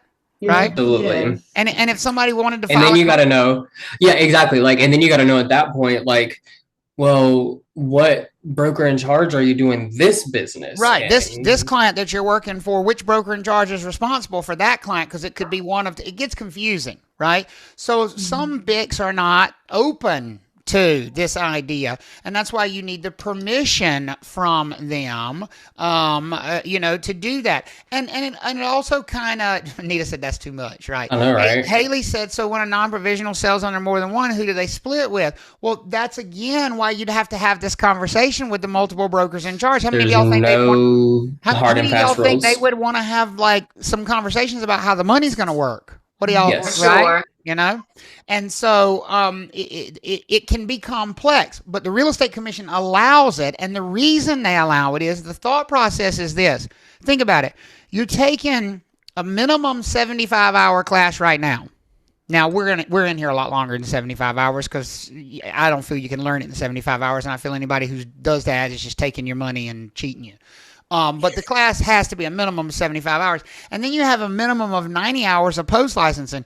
You're pretty damn educated once you're non-provisional. You've got a lot of education, right? And so the Real Estate Commission feels at that point, if you choose to, you have the ability to kind of chart your own course. You can work for nobody at all. You can work for one broker in charge, or you can work for 6 brokers in charge. Now, I'm going to be honest with you.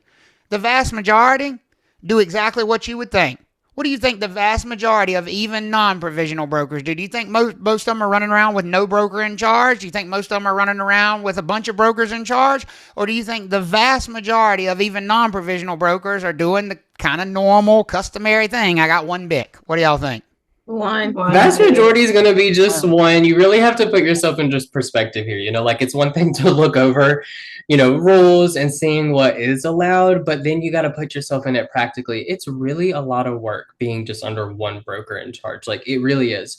So learning how to manage 2 and all the different rules that go with each set of offices, it's a lot. It's not common that people work. It's not common under more than one broker in charge. Yeah, it's not common at all. And not every broker in charge is going to be okay with it. So that's right. That's exactly right. I mean, so ultimately, just because it can happen doesn't mean it's common. And a lot of people will ask that. To your credit, nobody in this class has asked that. It's one of my least favorite questions. Is that common? You know what? Oh, I hate that question. Here's the thing. Whether it's common or not, you got to know about it because it's on the test. Right? So is it common for a non-provisional broker to work for 3 brokers in charge? No. But is it possible for a non-provisional broker to work for multiple brokers in charge? Yes. Yes, and now, that's the important point. Now, I will tell you when it is common. There is a time when it's common, and I think it'll help your understanding a little bit when I say this. Let's say, we'll use Leslie as an example, okay? Leslie goes to work for EXP Realty as soon as she gets her license.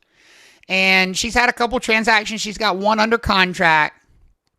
But she gets an offer to go join, let's say, the Rachel Kendall team. And it's an offer she feels like she can't turn down. Like it's a great offer to go to another team at another office. Everybody with me? Yeah?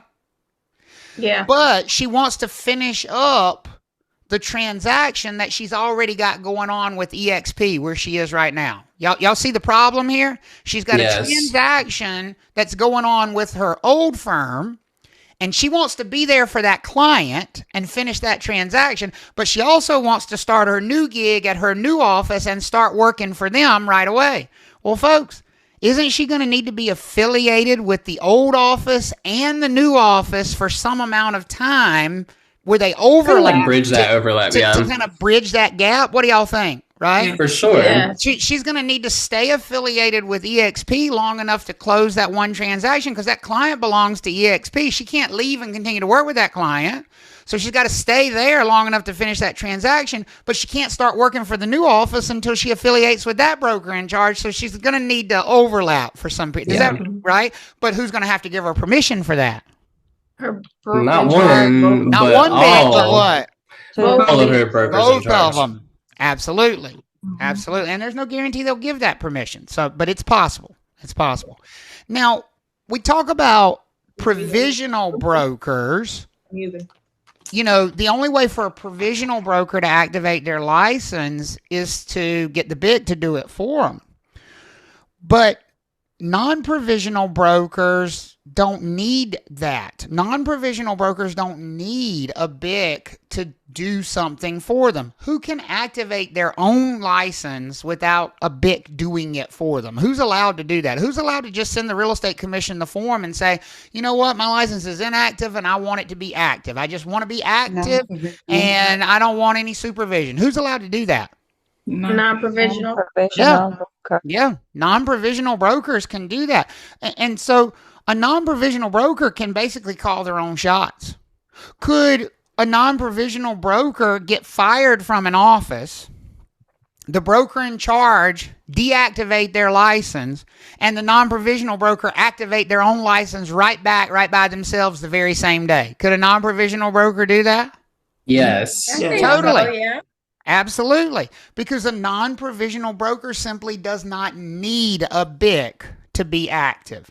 It's one of the benefits. Now do y'all see why we're an all broker state? Do you see one of the benefits of being an all broker state? You remember how I told you we don't have agents and salespeople in North Carolina? See, in those other states where they have agents and salespeople, they can't work by themselves. They have to be supervised to use their license. But in North Carolina, once you get rid of that provisional status, you can do whatever you want to do as a broker. The bar is higher in North Carolina than those other states with like agents and salespeople. Yeah, it is. Totally. That's why it's so hard. We're like one of the hardest states to get a real estate license, and if not the most. Oh, we are certainly the most by far. Yeah, I think we can pretty definitively say that. Yeah, we set the bar. We do for the nation. We do. And we continually hear that when we deal with instructors from other states. They look at they look at the syllabus and they look at the test and they're like, y'all are crazy. Mm-hmm. Y'all are crazy. So let's talk about another requirement. Now we're about to change gears. Here's kind of what we've done so far. And here's where we're headed. So far, we've talked about the two different kinds of brokers, right? We've talked about provisional brokers who have a bunch of restrictions. We've talked about non-provisional brokers who kind of get to do their own thing. Right. And we've also talked about current and expired status. That's right. We've talked about current and expired. We've talked about how each type of broker could activate their license. But let me tell you what we haven't yet talked about. How do they maintain that active status? How do they keep that active status? We talked about how you keep current status. How do you keep current status? Paying by June 30th. Paying their renewal fee. That's exactly right. All right, I need everybody to rein it in because we're getting a little sidetracked with some questions. So you got to make sure you stay really focused. Right. So again, how do we maintain current status? How do we keep our license current? $45 renewal. $45 before by June 30th. But what we need to talk about now is how do we maintain active status? Okay, again, I can't answer a question about other states. I can only answer questions about North Carolina. We are experts in North Carolina license law. That's exactly right. And you wouldn't want me to answer that because it would just confuse you on our test, right? So how do we maintain active status? We do that with something called continuing education. That's what the purpose is of continuing education. And the reason it's called continuing education, and it's very different than post-licensing. This is not the same thing as post-licensing. They have two different purposes. Post-licensing is not designed to keep your license active. Post-licensing is designed to get you from being provisional to being what? Non-provisional. Non-provisional. How many times are you supposed to take post-licensing classes? Every year? Once. Post-licensing classes are one and done. Continuing education. There are 3 of them. You take them, you're finished with them. But continuing education is called continuing for a reason. Yes. How many times do you take continuing education? Every year. Every year. If you want to stay active. If you want to, and Seth just said the magic words, if you want to remain what? Active. Active. Now, if you don't care about remaining active, feel free to not take your CE. Believe it or not, there actually are some people who get their real estate license and really never do anything with it. So they don't see any benefit in taking these classes, which I'm like, I get you. Like, if I didn't have my license active, I personally probably wouldn't take them either, because I'm not going to lose my license if I don't take the classes. It's just going to be on inactive status. That's right. So here's the thing. it. Here's the thing, though. If you don't take CE, if you don't take continuing education, what status will the Real Estate Commission force your license to if it's not already? What status will they force your license to? Inactive. Inactive. The problem with not taking CE is not just going inactive, because I hear people say, well, I'm already inactive, so that's no big deal. And that's true. Here's the problem, though. If they have a deficiency and they don't continue to take CE, are they going to be able to just reactivate their license when they want to? Or are they going to have to go to the Real Estate Commission and say, okay, how much of this shit do I have to make up before I can reactivate my license? What do y'all think? If you don't keep up with it, are they just going to let you turn your license back on at any time? Or are they going to say, you got some catching up to do, baby? What do you think? You got some catching up to do. So one of the things I always try to explain to people, even if they're currently inactive, is it's probably a good idea to stay up to date on your continuing education, because here's the benefit of it.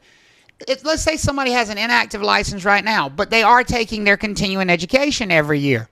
Can they instantly activate their license by sending in that form to the Real Estate Commission on a moment's notice? What do y'all think? If they've kept up with the requirement and they're inactive for whatever reason, can they just in a moment's notice go, you know what? I'm going to make me a referral fee today. I'm going to activate my license. Can they do that? Yes, they can. Yeah. Can you do that if you have a deficiency, though? No. So even if you're inactive, there's a benefit to staying up to date on this, but here's the big benefit. You can't stay active if you don't stay up to date on continuing education. Every broker in the state, whether they are a provisional broker or a non-provisional broker, has the same continuing education requirement. That is a total of 8 hours every year. Now, those 8 hours are broken up into 2 classes. Each class is going to be 4 hours, so 2 classes of 4 hours each. One of those classes is called an update, usually called a general update, but it will have the word update in the name. It might, sometimes people call it the mandatory update or the general update. There's even a version for brokers in charge called the broker in charge update. But what word will it have in it that everybody's required to take? Update. The update, right? And that class is the same for everybody. So every broker in the state, whether you work in commercial real estate or residential real estate, or you're a provisional broker or a non-provisional broker, or you're a broker in charge, every broker must take a 4-hour update course every year. And every broker must also choose an elective course. How many of y'all have taken electives when you were in high school or when you were in college? What does it mean when we say elective? You get to what? Pick choose. You get to pick, right? You got some choices. You pick something that you're interested in. What does it mean when we say mandatory update? Do you get to pick that one, or do you have to take that one? No, You have to take that one. You have to take that one. So your 8 hours are broken up into a 4-hour update class, which is not optional. You got to take that one. But then the other 4-hour class, you get to choose a topic that you like. Folks, there are right now more than 350 approved elective courses that you can choose from for the current license year to get that elective credit. Now, everybody has to take the same update class, but you get to choose your elective. And you need one of each. You need an update class, and you need a what? Elective. An elective. How often do you need those?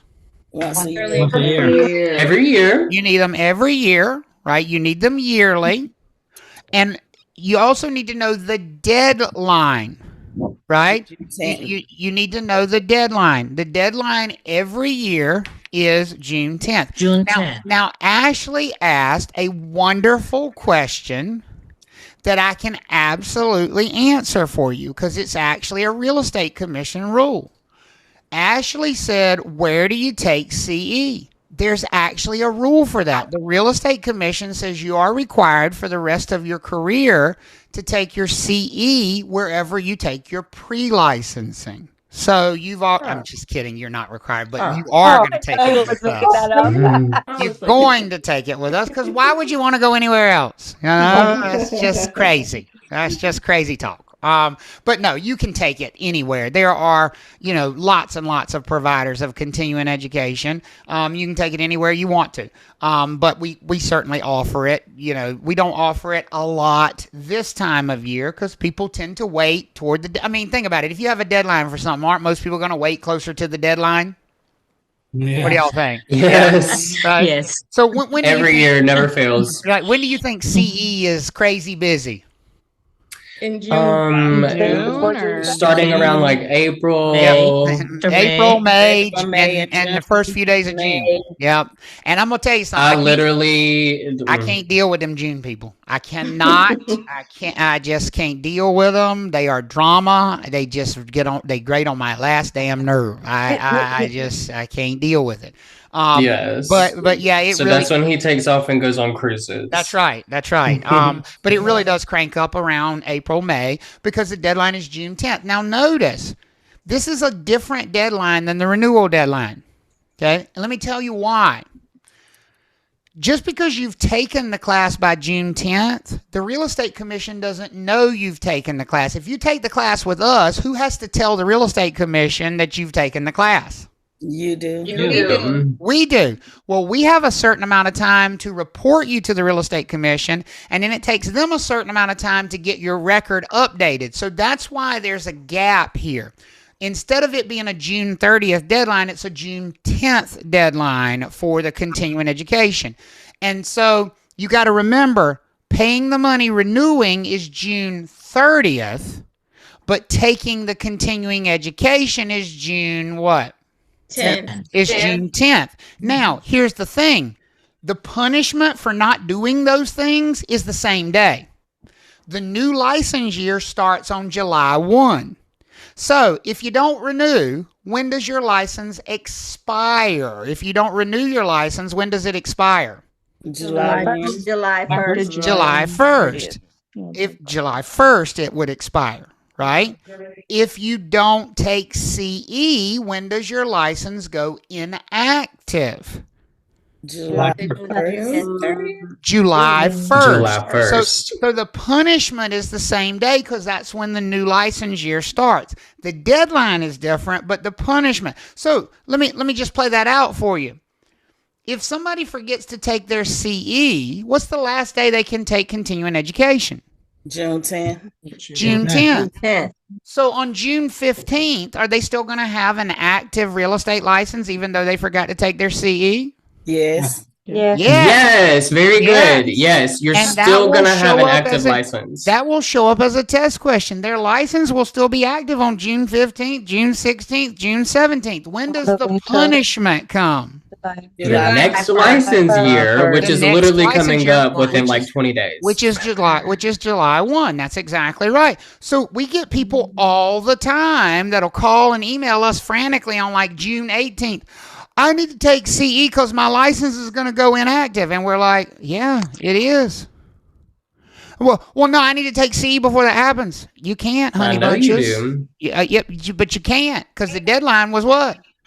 June 10th. June 10th. No, but I checked today and my license is still active. Yeah, and it will be. Yeah. Until when? July 1st. Until July 1st. But happy July, your license is inactive and there ain't a damn thing you can do about it because you can't take the classes again until when? Next year. Until next year. Until July rolls around again. Wow. So they know they're going to go inactive and there's nothing they can do about it. They can't stop it from happening. So you want to know what other like to call that dead man walking. That's exactly right. Dead man walking right there. They know their license is going to go inactive. They've already. And there's really nothing you can do about it. There's nothing you can do about it because there's no classes from June 11th through June 30th. So what day do y'all think we offer CE on?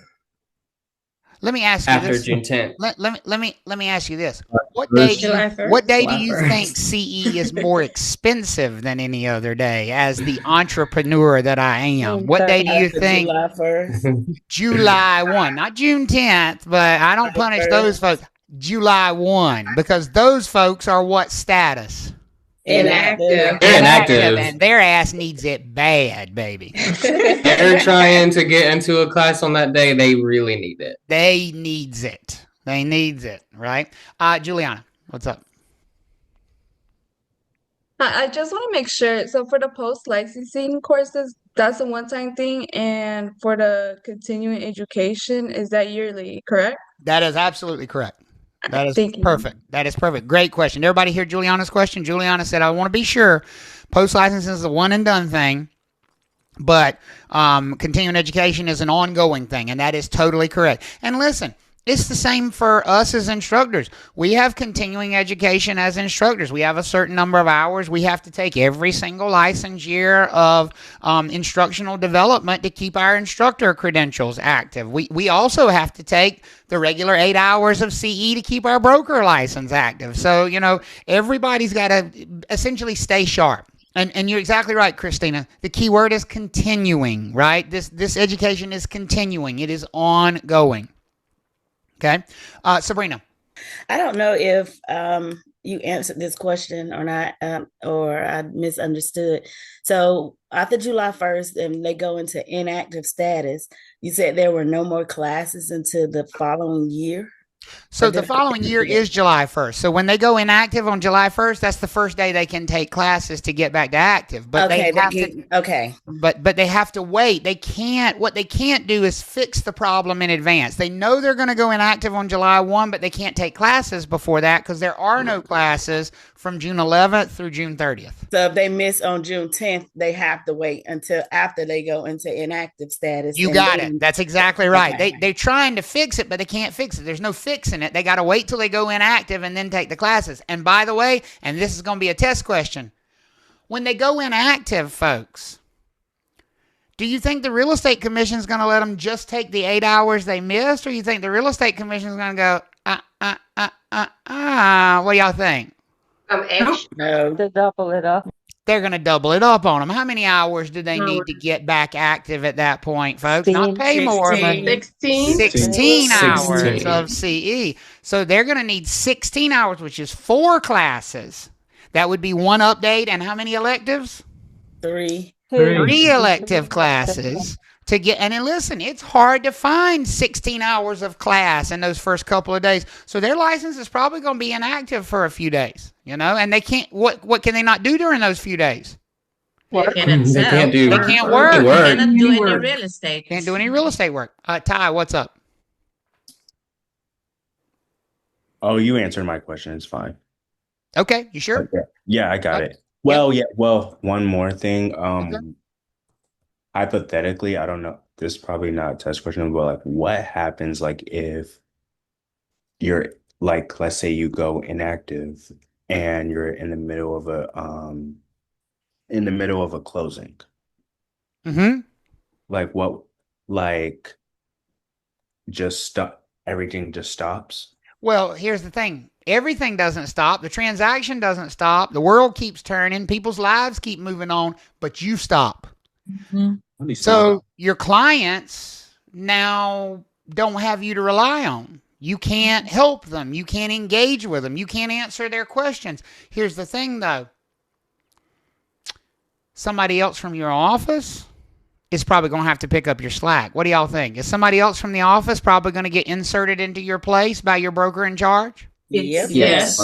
Absolutely. Absolutely. Because it's still the office's responsibility to take care of that client. And this would never happen. That is an internal thing about how that money is going to work out. Right. It's office by office. Right. So, and whether or not you get paid is going to be determined by your broker in charge and going to be determined based on whether you did the right thing by stopping work. If you continue to work while you're inactive, what's the real estate commission going to say? You can't get what?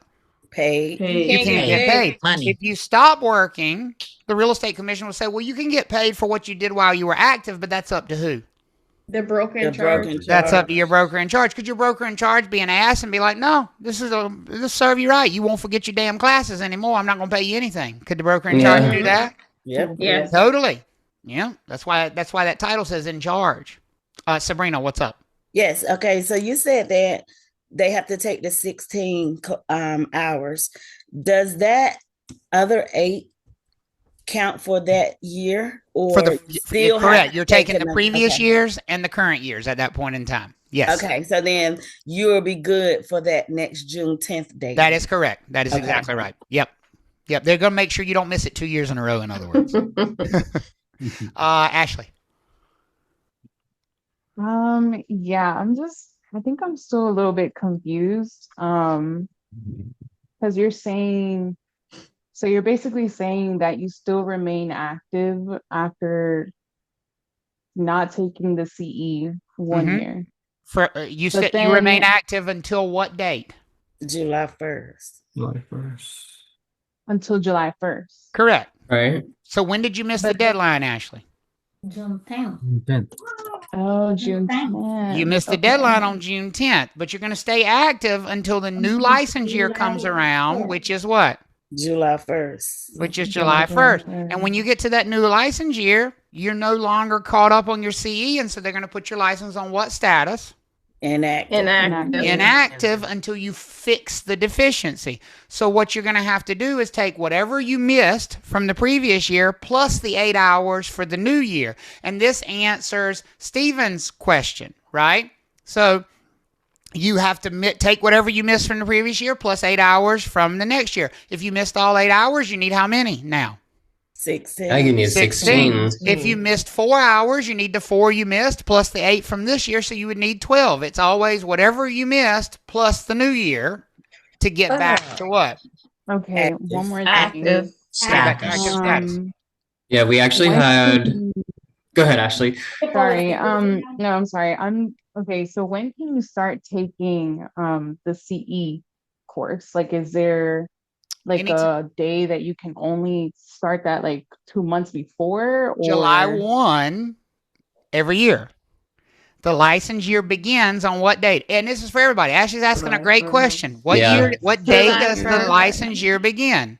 July 1st. July 1st. So when did this license year begin? July 1st. We're really early into it. That's right. We're in the first month of the license year. The license year doesn't begin in January. It begins July, right?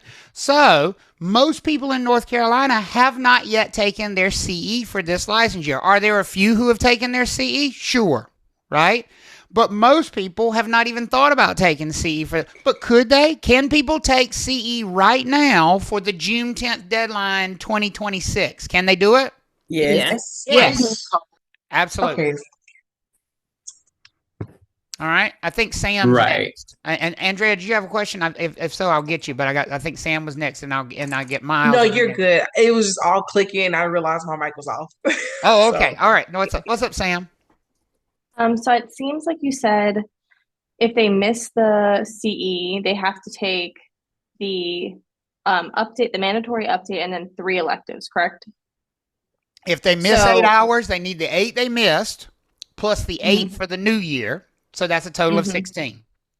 So, but it would be 3 electives, or would they have to take the mandatory one as well? It's 3 electives. That's 12 hours plus the 4 hours of the mandatory update gets them to 16. Okay, gotcha. Each class is 4 hours, so it takes 4 classes to get to 16 hours. And 4 hours is always going to be the mandatory update, and the rest is always going to be electives. Got it.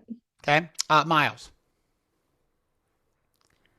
So, who determines? Well, I guess you would determine, like for Trav Talks LLC, you would determine how much we pay for the CE course, right? That's correct. How much we charge you for CE? Yes. And Yeah. for us, So for us, we charge $55 for a 4-hour CE course. That's what we charge. I mean, it didn't matter, but that's our price. So then, like, will somebody, if say I went to a different place and took it, and it was after July 1st, and my license is now inactive, would they like try to charge me like some like crazy amount of money to take that course? They can charge whatever they want to. Oh God, okay. Yep, they can charge whatever they want to, which is why I recommend you don't end up with a deficiency, because that's, where people are going to take advantage. That's exactly right. So the moral to the story is, if you don't want to deal with deficiencies and you don't want to deal with your license being forced to be inactive, take your what every year? Take your continuing education by June 10th. That's exactly right. Now, you want some good news? Want some good news for you folks? Specifically for you. Yes. You are not going to have to worry about the June 10th, 2026 continuing education deadline. This is my gift to you. Actually, it's the Real Estate Commission's gift to you. You don't need continuing education. You've gotten all the latest, greatest right now. You won't need continuing education until the next CE deadline rolls around. What's the next CE deadline that's going to roll around that's going to be the one that matters to you? June 10th, 27. June 10th of 2027. Now, folks, I do not want you to get in your head that you get to skip a year, because that can really throw you off if you're asked that question. It's not a year that you get to skip. It's a deadline that you get to skip. If you get your license on June 8th, your year that you skip is 2 days. Let me be clear, right? Right. You only get to skip one CE deadline. Now, for you all, it's going to be almost a full year. When are y'all going to get your license? September 2026. September of this year, right? You're going to be getting your real estate license in September. Well, what's the next June 10th deadline? The one you get to skip. It's going to be June 10th of what? 2026. And everybody else will be scrambling to take their CE, and you'll be like, not me. I don't have to take it. 2027. But then you will have to take it June 10th of what? 2027. So, like, if you just kind of think of, like, look at a calendar. Like, for example, take a look at this right here. Okay. So somebody gets their license right here in March of 2020. Now, do they get to skip a whole year, or do they just get to skip the deadline after they get their license? The deadline. They get to skip their deadline. So you got to think about this. It's like they're coming in March, but when did that license year start? July. It started in July of 2019. So they're coming in towards like the better end of that current license year. So they're coming in, license year is getting ready to end in 3 months. Or actually 2 months. So when everybody else needs CE in June of 2020, they get to what?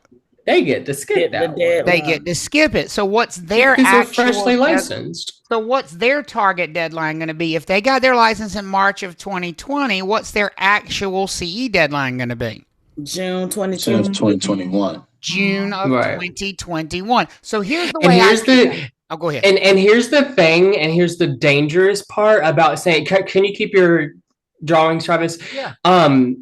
Here's the dangerous thing about saying you get to skip a year, because if you were just saying skip a year, you would be saying, oh, we got licensed in 2020. Well, you skip 2021, then they got to do it by 2022. That's not correct based on what we know about what they actually get to skip. Is that person who got licensed in March of 2020 actually skipping a whole year, or are they just skipping 2 months in a couple of days? Deadline. Right. They're just skipping a couple months, not a whole year. And I mean, I get I get where people get that, you skip a year because the way it's commonly phrased is you get to skip your first year, a deadline or whatever, like your first year license, you get to skip that. But it's not accurate to say it that way. You really need to say you get to skip your first CE deadline. So after you're licensed. Funny story for y'all. Well, not it's funny for y'all. It won't funny for them. I got a phone call this year. True story. Got a phone call, and they were one of our students. Embarrassing, but they were one of ours. Phone call came on June 18th. Okay, June 18th. So that's when I got the phone call. I've gotten a lot of these calls this year, and it's just. Now, here's what they said. They said, I got this email from the Real Estate Commission, and I know it's wrong. Sure it is. I know it's wrong because I remember in class you told us we get to skip a year of CE. You done told me everything I need to know about this conversation. And I said, don't believe I said that. I said, let me guess. That notice that you got from the Real Estate Commission says that you have a CE deficiency and your license is about to go inactive on July 1. Yeah, how'd you know that? I said, because I got a pretty good guesser over here. I'm pretty good at guessing what you got going on. And they said, but I know that's wrong because I just got my real estate license in 2024. So I don't need CE this year. I said, oh, they got their license. Yeah. I said, when did you get your license in 2024? And they said, well, it don't matter because I get to skip 2025. I said, it matters. It do matter. And you know what their answer was? Oh, well, I got it sometime in May of 2024.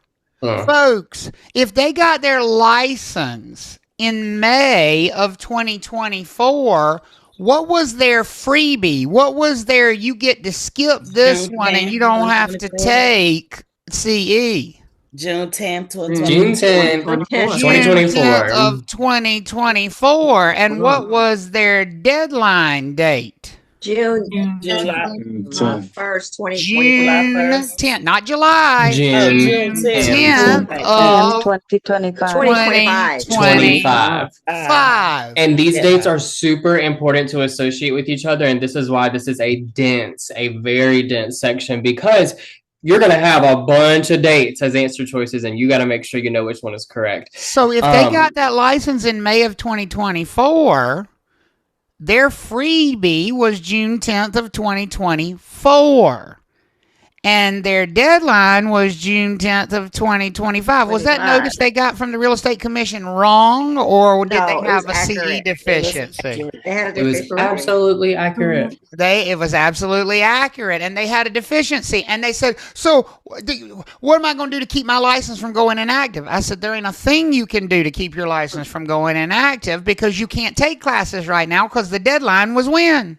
June 10th. June 10th. Well, so what does that mean? It means your license is going to go inactive on what day? July 1st. July 1st. Well, when can I take the classes? July 1st. July 1st. So you're telling me I need 8 hours of class on July 1st? That's not what I'm telling you at all. 16 hours of class on You July need 1st. 16 hours of class. Well, ain't no way I can take 16 hours of class in one day. You're probably right about that too. So you ain't going to be able to fix it on July 1st. So you starting July 1st, you're going to have to take what? 16 hours of class. Yeah. Well, I'm flying out of the country on July 2nd. I said, well, I'm going to tell you something. You're going to have to decide. Either give up your damn vacation and stay here and take this CE and get your license back active, or have your license ride inactive until you come back from vacation. I don't know what to tell you other than that. So, folks, is it important to know how this little freebie year works? What do y'all think? Yeah, it absolutely does. And it's also important, equally important, to know what classes you need to take, because we also had several people who sent us another email. They got the email from the Real Estate Commission saying, they got their deficiency email, and they were like, but this is wrong. I've taken 8 hours of continuing education. And so I got to dig back through their files, see what they actually took. They actually ended up taking 2 elective courses and not splitting it up. That one too. We get that one too. I we took had 8 hours of CE. 2 or 3 of those. Okay, but did you take the right 8 hours of CE? Is 2 electives going to count, folks? No. You need an update and an elective. Y'all think that might show up as a test question? Absolutely. Mm-hmm. So it does suck. And, this is a very dense section. You really got to know it for passing the test. But also, too, once you actually start taking your continuing education, you might probably have some nerves and want to make sure you're taking the right class and everything. We are absolutely happy to help you answer that. But please be sure whenever you do send us an email asking, like, are these the correct classes that I need to take? Or do I need to take it by this date? Please make sure you include, like, number one, your name, because sometimes people don't even include that. License number, maybe when you were licensed, kind of help us help you instead of just being like, do I need to take CE? Well, Right. I don't know. Unless I know when you got your license, what you've taken, what you haven't taken, I can't figure out what you need. Does that make sense for everybody? Right? Yep. Sabrina, I saw your hand up. Yes, I saw a question in the chat. I'm not sure if it was with this, but it was said, like, after, let's say you go inactive because you did not take your continuing education classes on July 1st, or whenever you go and take those classes to become inactive, is there something that you have to submit to the board? Remember, you don't magically get active. You have to go back through the process of submitting the form to become active. So you have to, just like you activated your license before by submitting a form, you have to resubmit a form to tell them you want to be active again. And you have to send them proof that you're now up to date on your continuing education. Banana's all up in your face, Seth. In my grill tonight. He's all. Have you fed him yet? He's probably hungry. No, I have been feeding them a little later, so they'll quit bothering me during class. Right, he hungry. That's what it is. He ready to eat. Well, and also too, whenever they eat, then they get tired for 2 hours, and then when it's time for me to go to bed, they keep me up because then they get their second wind. Gotcha. So I delay it till later in the evening. Gotcha. See, that don't happen around here. Bosco don't allow no delaying of the eating. Bosco got an important eating schedule, and he gonna keep it. He don't do that. So take a look at this question. I have 2 dogs. Seth has 3 cats. Christina. When does Samantha need to take her first CE courses? Okay. Samantha is a newly licensed provisional broker in North Carolina who passed the licensing exam on July 12th, 2021. In order to have her license remain on active status, when must she complete 8 hours of continuing education? A, within 18 months of July 12th, 2021. B, by June 10th of 2022. C, by June 10th of 2023. Or D, by June 30th of 2023. Key with this kind of question here is a visual. Make yourself a little visual, write it out so you can kind of... Which, speaking of, you can actually use scratch paper on your course exam and your licensing exam. So if that works for you, go ahead and get in the habit of writing things out. I was trying to find you the boy saying he ready to eat. Lynn sent me a video when we were out of town.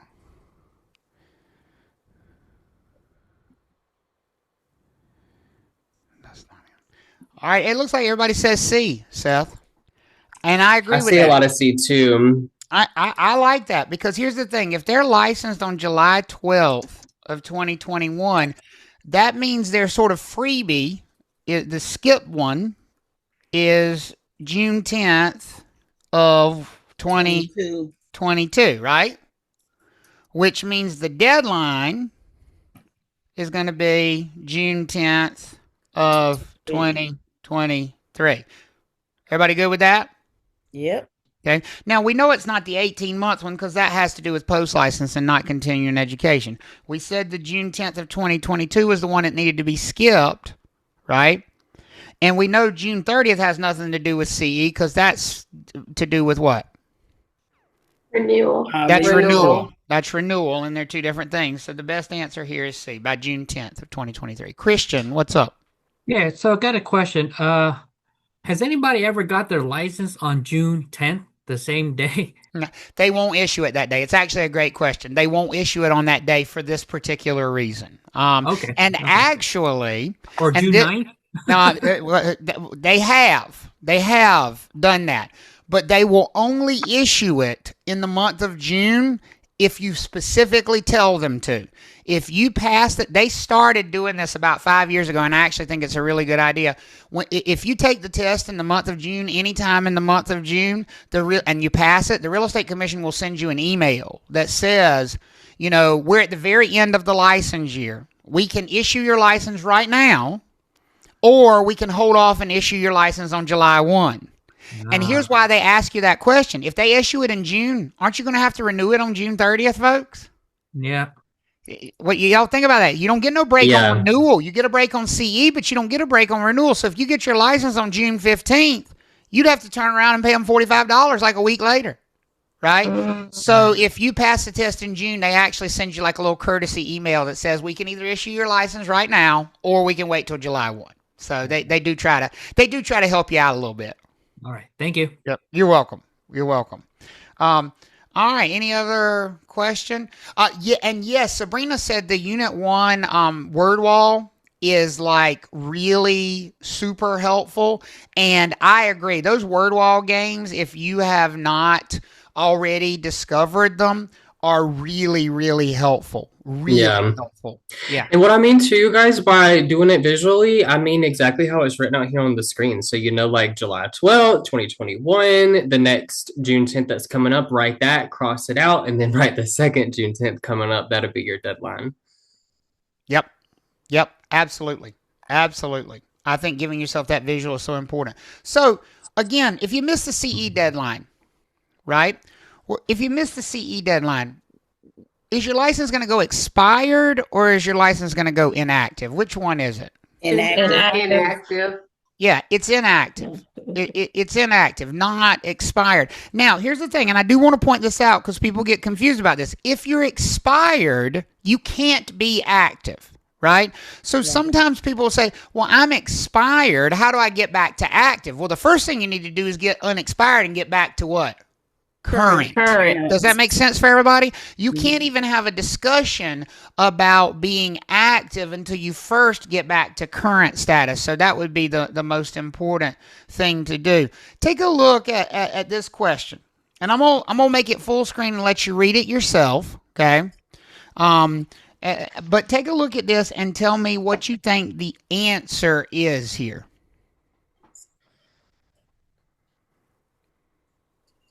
Find your question, by the way.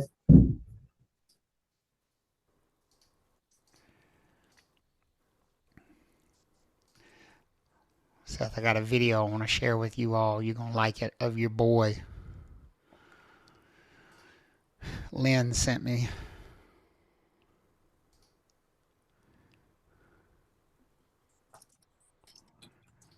I had to find it on my phone.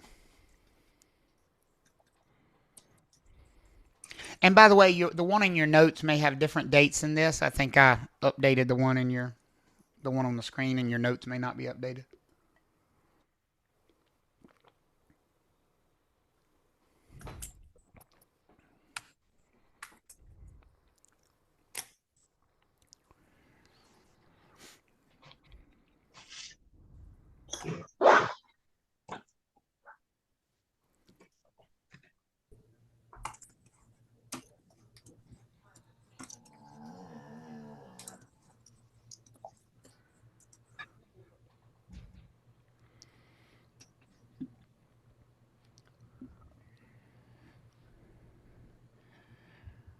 All right, so if we get the license July 12th, 2023, and they're asking us, when's the last possible time we can complete continuing education? Or do we care anything about the post-licensing information there? Does that matter for this question, folks, or is it just flow? No, it doesn't matter. Doesn't matter at all. Does not matter one bit. So what I'm going to say is, okay, license is in July of 2023. Skip is going to be June 10th of what? 2024. And deadline is going to be June 10th, 2025. 2025. How's everybody feel about that? Good. Everybody okay with that one? Yep. Good. Good. That's great. That's awesome. Y'all seem to be Y'all seem to be with it. Y'all, yeah, and this is a tough unit, like Seth mentioned. It does give you a lot of extra info in this question that you don't necessarily need. And the key too is knowing what you need and what you don't need. That's why I said find your question, find what they're asking you. Yep, absolutely. So take a look then at this scenario here. It says Patricia is a provisional broker who takes a listing. A listing means you've been hired by a seller. We haven't talked about that terminology yet, but when you take a listing, it means the seller's hired you to list their property for sale. It says Patricia's a provisional broker who takes a listing for her firm, New Heights Real Estate, on May 15th.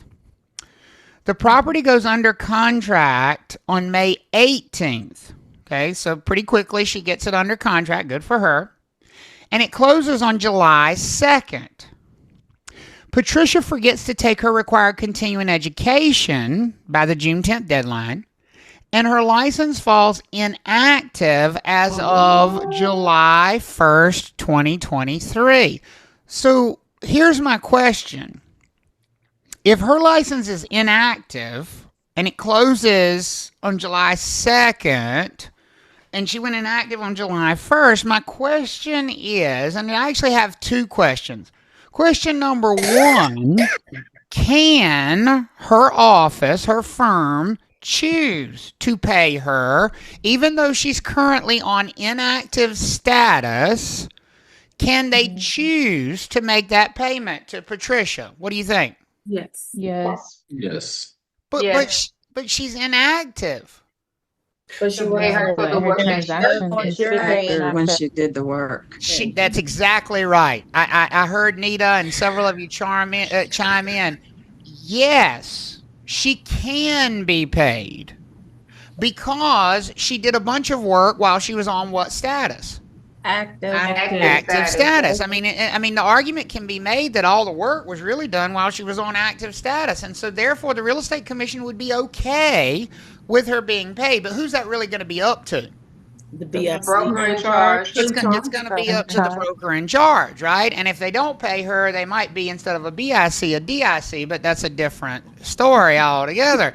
Here's the follow-up question. Is New Heights and the broker in charge required by the real estate commission to pay Patricia? No. Nope, because it's up to the BIC. It's up to the BIC in that case. Does that make sense for everybody? Yep. Yeah. So Yes. is the rule really that you got to be on active status to get paid, or is the rule more that you got to be on active status to do work that you're going to get paid for? What do you think? To work. Active Work work that you're gonna get paid You got to be work on to active get status paid. to do work. You can actually get the check when you're on inactive status as long as you're being paid for work that you did while you were active. Yeah. I'm going to add a wrinkle to it. See if you think it changes anything. Patricia's a provisional broker who takes a listing for her firm, New Heights Real Estate, on May 15th. The property goes under contract on May 18th and closes on July 2nd. Patricia forgets to take her CE and her license falls inactive as of July 1. So far, it's the same exact thing. Here's the wrinkle. She attends the July 2nd closing just to give the sellers a closing gift and make sure things go smoothly.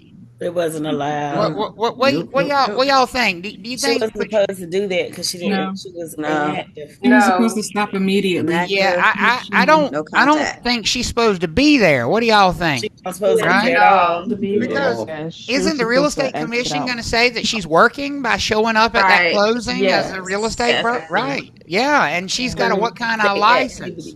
Inactive. So, do you think that changes the answer to can the office choose to pay her? Yes. Yes. Yes. Yeah. Because then it makes it a no. It makes that a no. Cannot. It makes that a no. And here's what the real estate commission says that the answer is to that question now. You get nothing. You lose. Good day, sir. Because she worked when she was what? Inactive. Inactive. That's a license law violation. Does that make sense for everybody? Inactive. And by the way, it's not just a license law violation for her. It's a license law violation for the firm. It's a license law violation for her broker in charge. Who's supposed to be supervising all that and making sure that doesn't happen? The broker in charge. The broker in charge. So could they all be disciplined for that? Yes. Absolutely. Is it V? I feel like that might be a first initial and then your last name, but I'm not sure. You can correct me on that. Venita. It's Vita? Venita. Okay, what's up, Venita? So so basically what you're saying is if she works, then that's when it becomes a violation.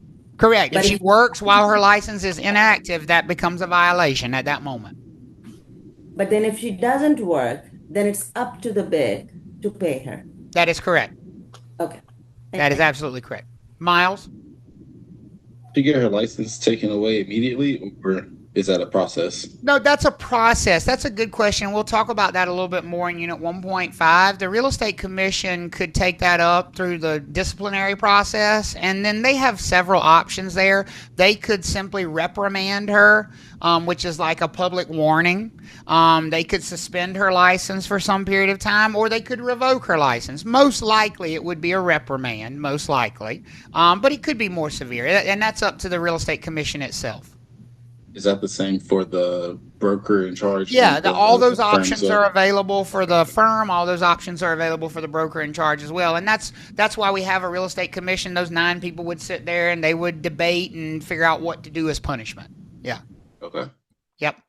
Kapil said, can a broker's name be listed in the closing document when their license is inactive? It's a little bit of a tricky way you've asked that, Kapil.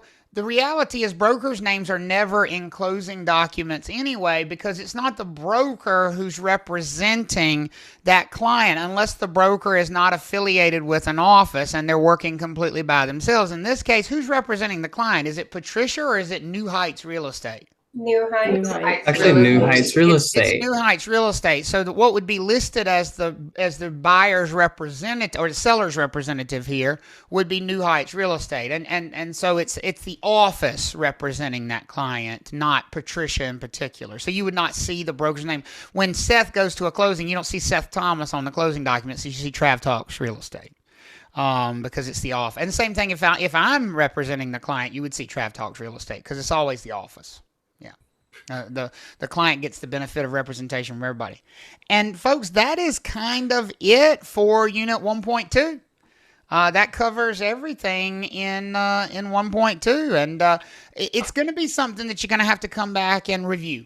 Absolutely. You're going to have. Don't feel like you're going to master it after one time, two times. It takes a lot. That's what she said. Yeah, don't feel like you're going to get it mastered after 1 or 2 times. It takes a lot. All right, Michael Scott. Yeah.